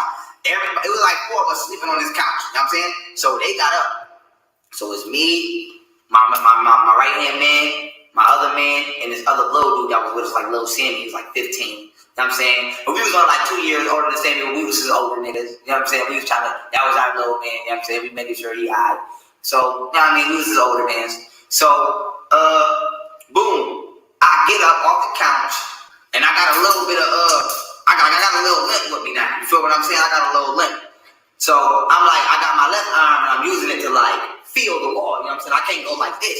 I can only go like that with it. So, I'm using it to feel the wall. So, when I go to the door, I go to the front door, and I remember pulling the curtain back. It was like a dragon breathed in my face, dude. I pulled the curtain back, and the fire just like, woo, and it just looked. I remember React. I do definitely remember React saying something about this. Listen to what he's saying. He said, I pulled the curtain back, and the fire went boom. Was the curtain fireproof? Was the curtain fireproof? Why wasn't the curtain on fire? How was the curtain able to hold back the fire? Was the curtain fireproof? I've never seen a fireproof curtain. Me back, and I remember falling back. I hit my head, so the curtain kind of fell, and got fire coming into the room. So I'm like, oh shit! So I rolled over, pushed myself up. So boom, when the fire came into the room, it showed me like how much smoke was in the room. Like fire being black. It was so dark in the room because we had black hour bats in every window. I couldn't see shit. So what happened was all I heard was the window break. Like, so what happened was my man, this fat man we was with, my fat man. He grabbed my little man Sammy and threw Sammy out the window. Used him as a way to break the window. So when I heard it, I seen all the smoke just go with it. You know what I'm saying? So mind you, like how some houses, it's not a porch, but it's like a top roof that's slant. Wait a minute. You just said you was feeling the walls because you couldn't see nothing. How was you able to see him throw Sammy out the window? So they Sammy out the window. His fat ass, he go out the window. So my man Rich, my right hand man, he goes to the closet because we had everything nailed in the closet. You know what I'm saying? Like the top, he had the top two and the bottom two. Right, so man. He wasn't on in it. You know what I'm saying? So, all right, we can definitely do that. That'll be a great comic book. He found a little small ass window, and he went out that window. But he kept his head in the joint, and he kept yelling my name. So by him yelling my name, mind you, I'm standing, they say crawl when it's smoke. I'm standing up, smoke inhalation. I'm doing this shit all wrong. So he yelling my name. So I'm yelling at him like, yo, keep yelling, I can hear you. So I'm just like, keep yelling so I can follow your voice. He's telling you that he can't see, but he saw him throw Sammy out the window. He saw all the smoke and he saw all this other shit. He just told you all the shit that he just saw. And now he can't see again. What can you see or can you not see in this situation, bro? Because you're telling two different stories. 1 minute you can see him throwing Sammy out the window and all the smoke going out the window, but then you saying you gotta follow somebody's voice in the next sentence. What the fuck is going? So he keep yelling. So I'm following that nigga voice. So he stops. I'm like, nigga, keep yelling. I'm getting closer. So he keep yelling. I follow that man's voice all the way around the wall of the room. Boom. So as I'm walking, it's like the fire following me because it's coming in the room now. So I get to the closet and I see the nigga arm going like this in the window with his head yelling. He did me crying because he's like, oh, my man about to burn to death. So I grabbed that nigga arm like, hey, I'm right here. The friend is always crying. He was crying when he got shot. He was crying when the house burned down. His friend is a crybaby. Yo, he yanked me through the window like, he didn't give me a chance to get ready, nothing. He grabbed me. I hit my head on the joint. He yanks me out the window, so we all on the top porch now. They crouching. I'm laid down because I'm still half messed up. Mind you, I had just got shot like 10 days ago. So this is 10 days after me getting shot. I'm not nowhere near getting healed. So, my man was on I'm not making this up. My man in the little dude. Right. He said he was nowhere near healed. So we telling little Sammy to jump. You right, sons. He said he just said he was nowhere near healed, but he was able to drag a whole kerosene out the house. A whole kerosene heater. And I know what he's talking about. You know, one of them old joints. You got your grandma send you down to the gas station to go get some gas for it. I remember them joints.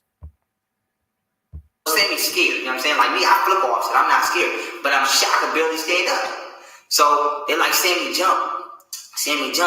So Sammy don't want to jump. So my fat man was like, all right, nigga, I see you in hell. That's what he said. He jumped off and he sprained his ankle.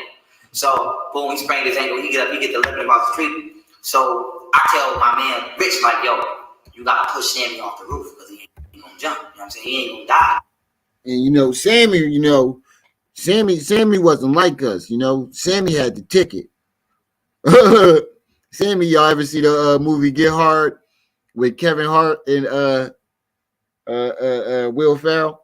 Ricky had the ticket. Sammy, Sammy wasn't like us. He was scared, because Sammy had the ticket.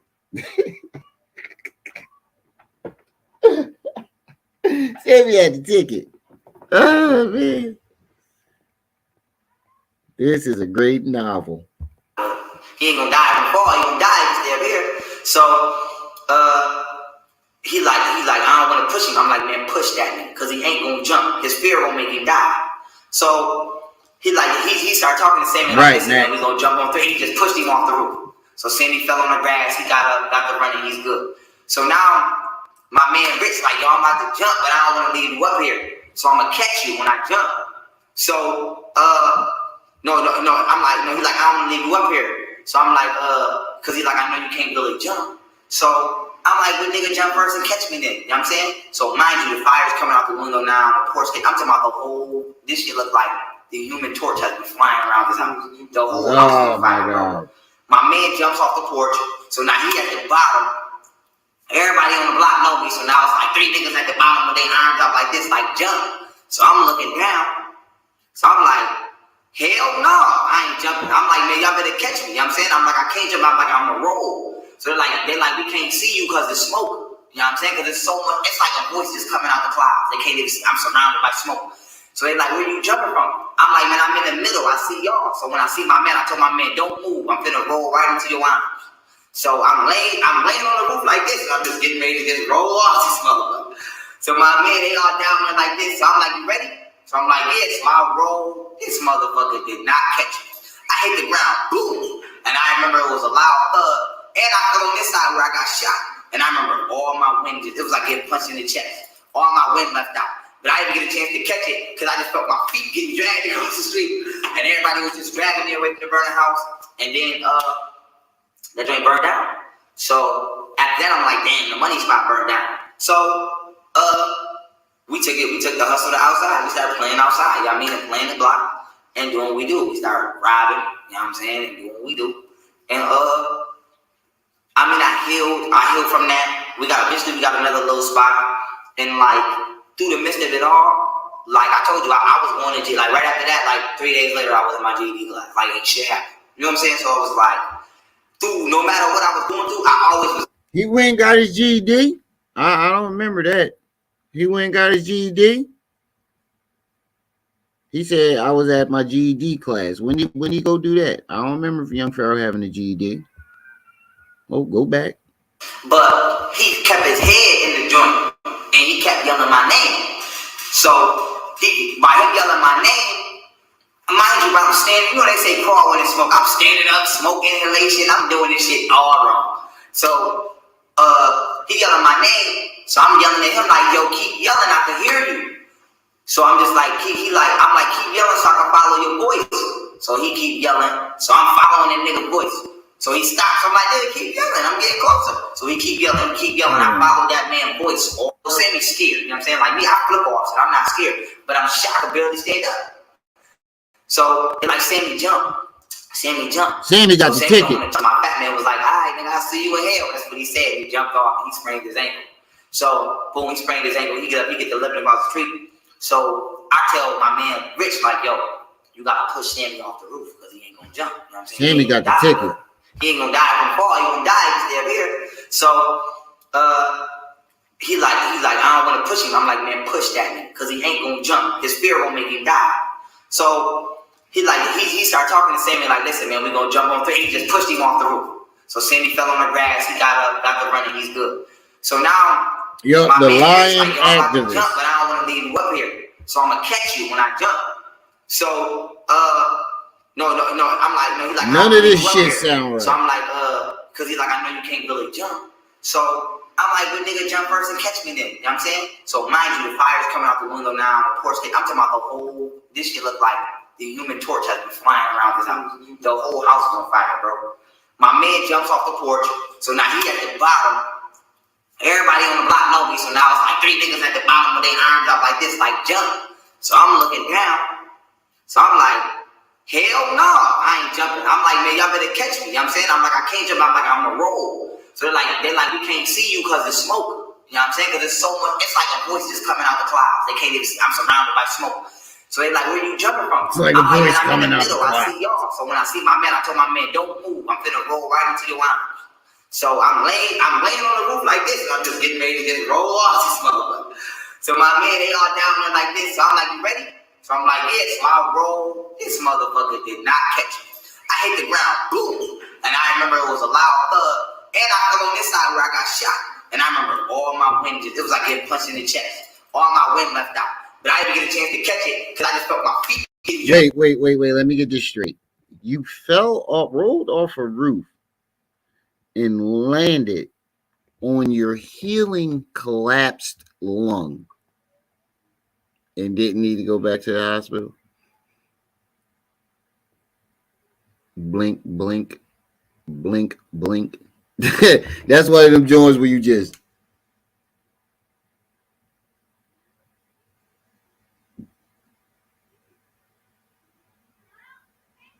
you better be careful there, little buddy. Blink, blink, blink, blink. What the nigga? What? And I landed. He said he rolled off the roof and landed on the side that he got shot. Healing from a collapsed lung. This nigga is a meta-human. He's not even human. He's a meta. He's the world's first meta activist.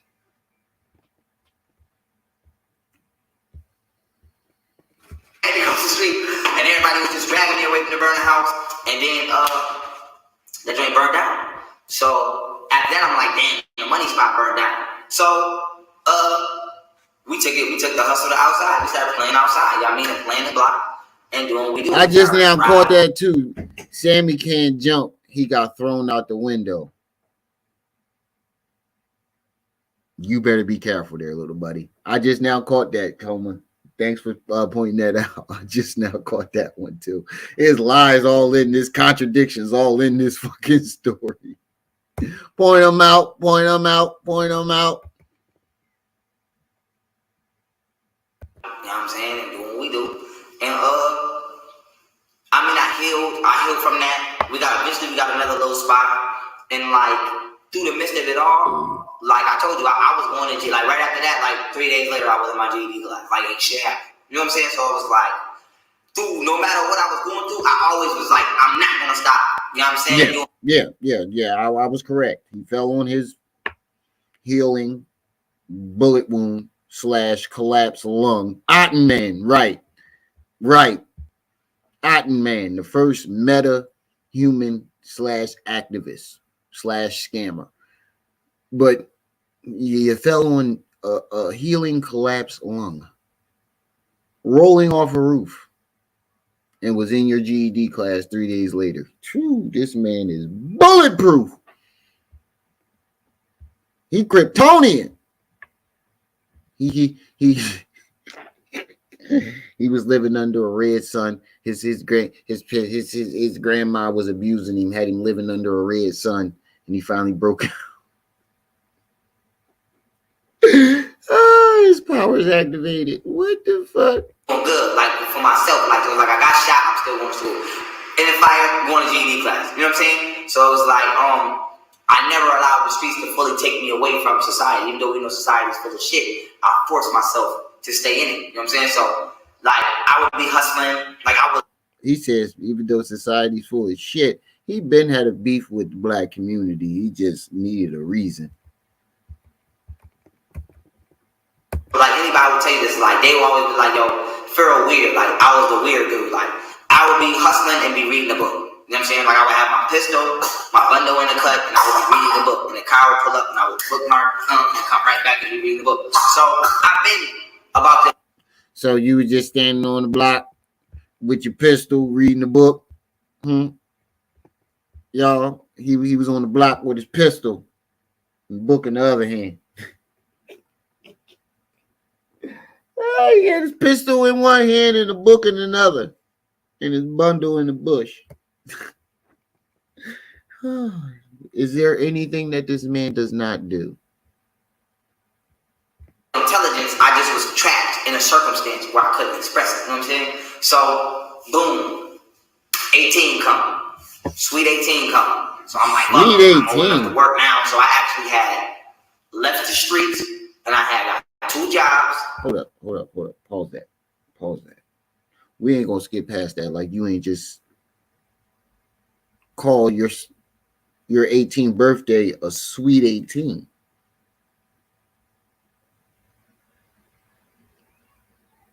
I've heard of a sweet 16, but even that, what grown ass man calls his 16th or 18th birthday a sweet 18th or sweet 16th? Oh yeah, Hassan Campbell was right. That was jumping out of him for a while now. And I was supposed to start college on September 3rd.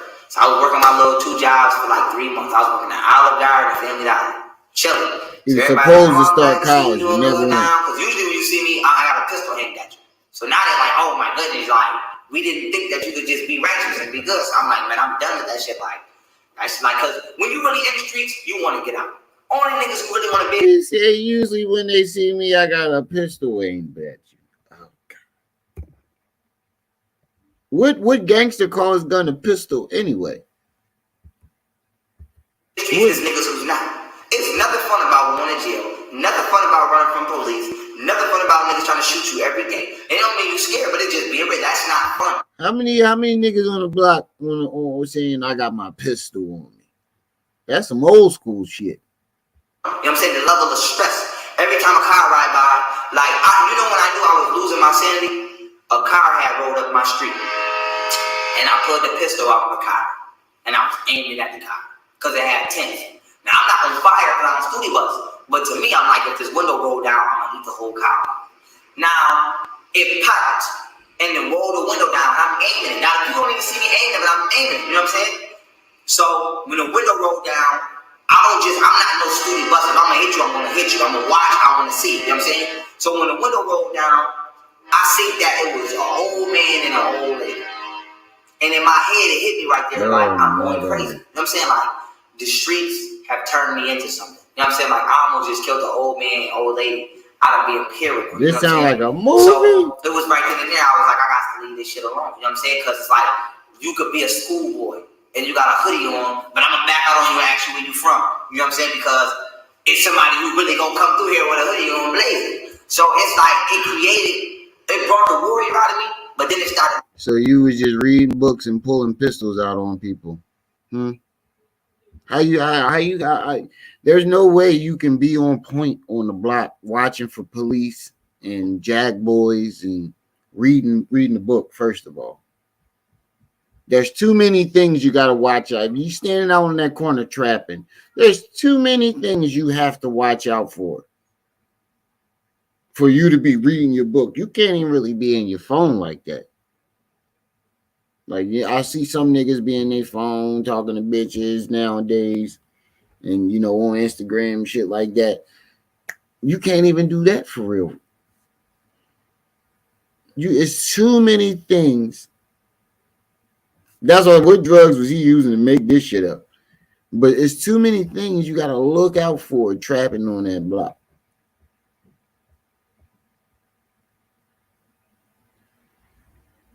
He said this is literally a verse from Minds Playing Tricks on Me. This did sound like a fucking Scarface rap or some shit like that.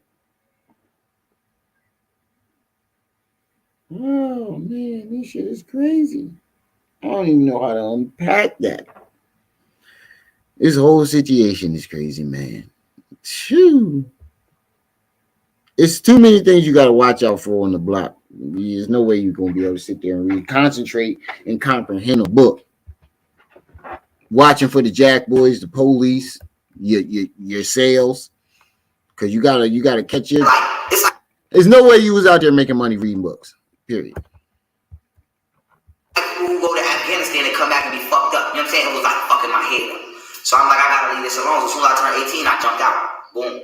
So I'm working my 2 jobs, and then I get arrested for this case.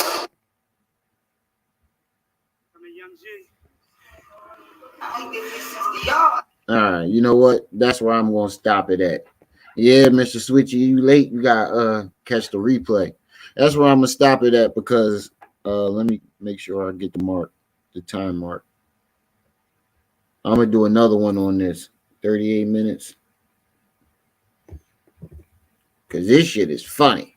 Dude, this is content. We can't do it all at once. We got to save some of that. We got to save some of that. But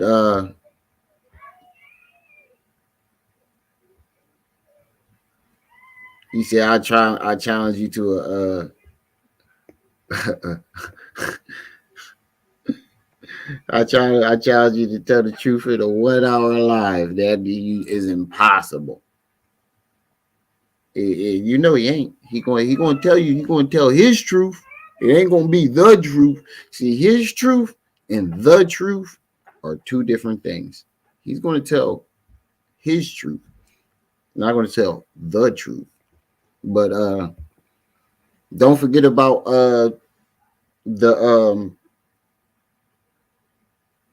now I'm having brain farts. The back to school drive. Anybody want to donate to help the back to school drive out? Cash App is right there, and go along your screen at the bottom. If you want to buy school supplies yourself and send them to me, or you have some laying around that you didn't use, you want to send them to me, you can email me at remielraw89316@gmail.com for information on where to send the supplies. Shout out to the chat. Shout out to everybody that stopped by. Like I said, every live stream is y'all who make these lives lit. I'm going to get on out of here. It's your boy, the one and only, Brenda's baby, Remiel Ma'at. You were just tuned into Ma'at TV. I'll see y'all when I see y'all. Till then.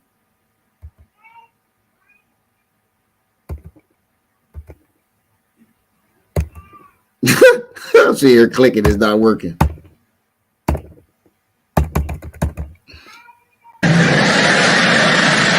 You better be careful, little buddy.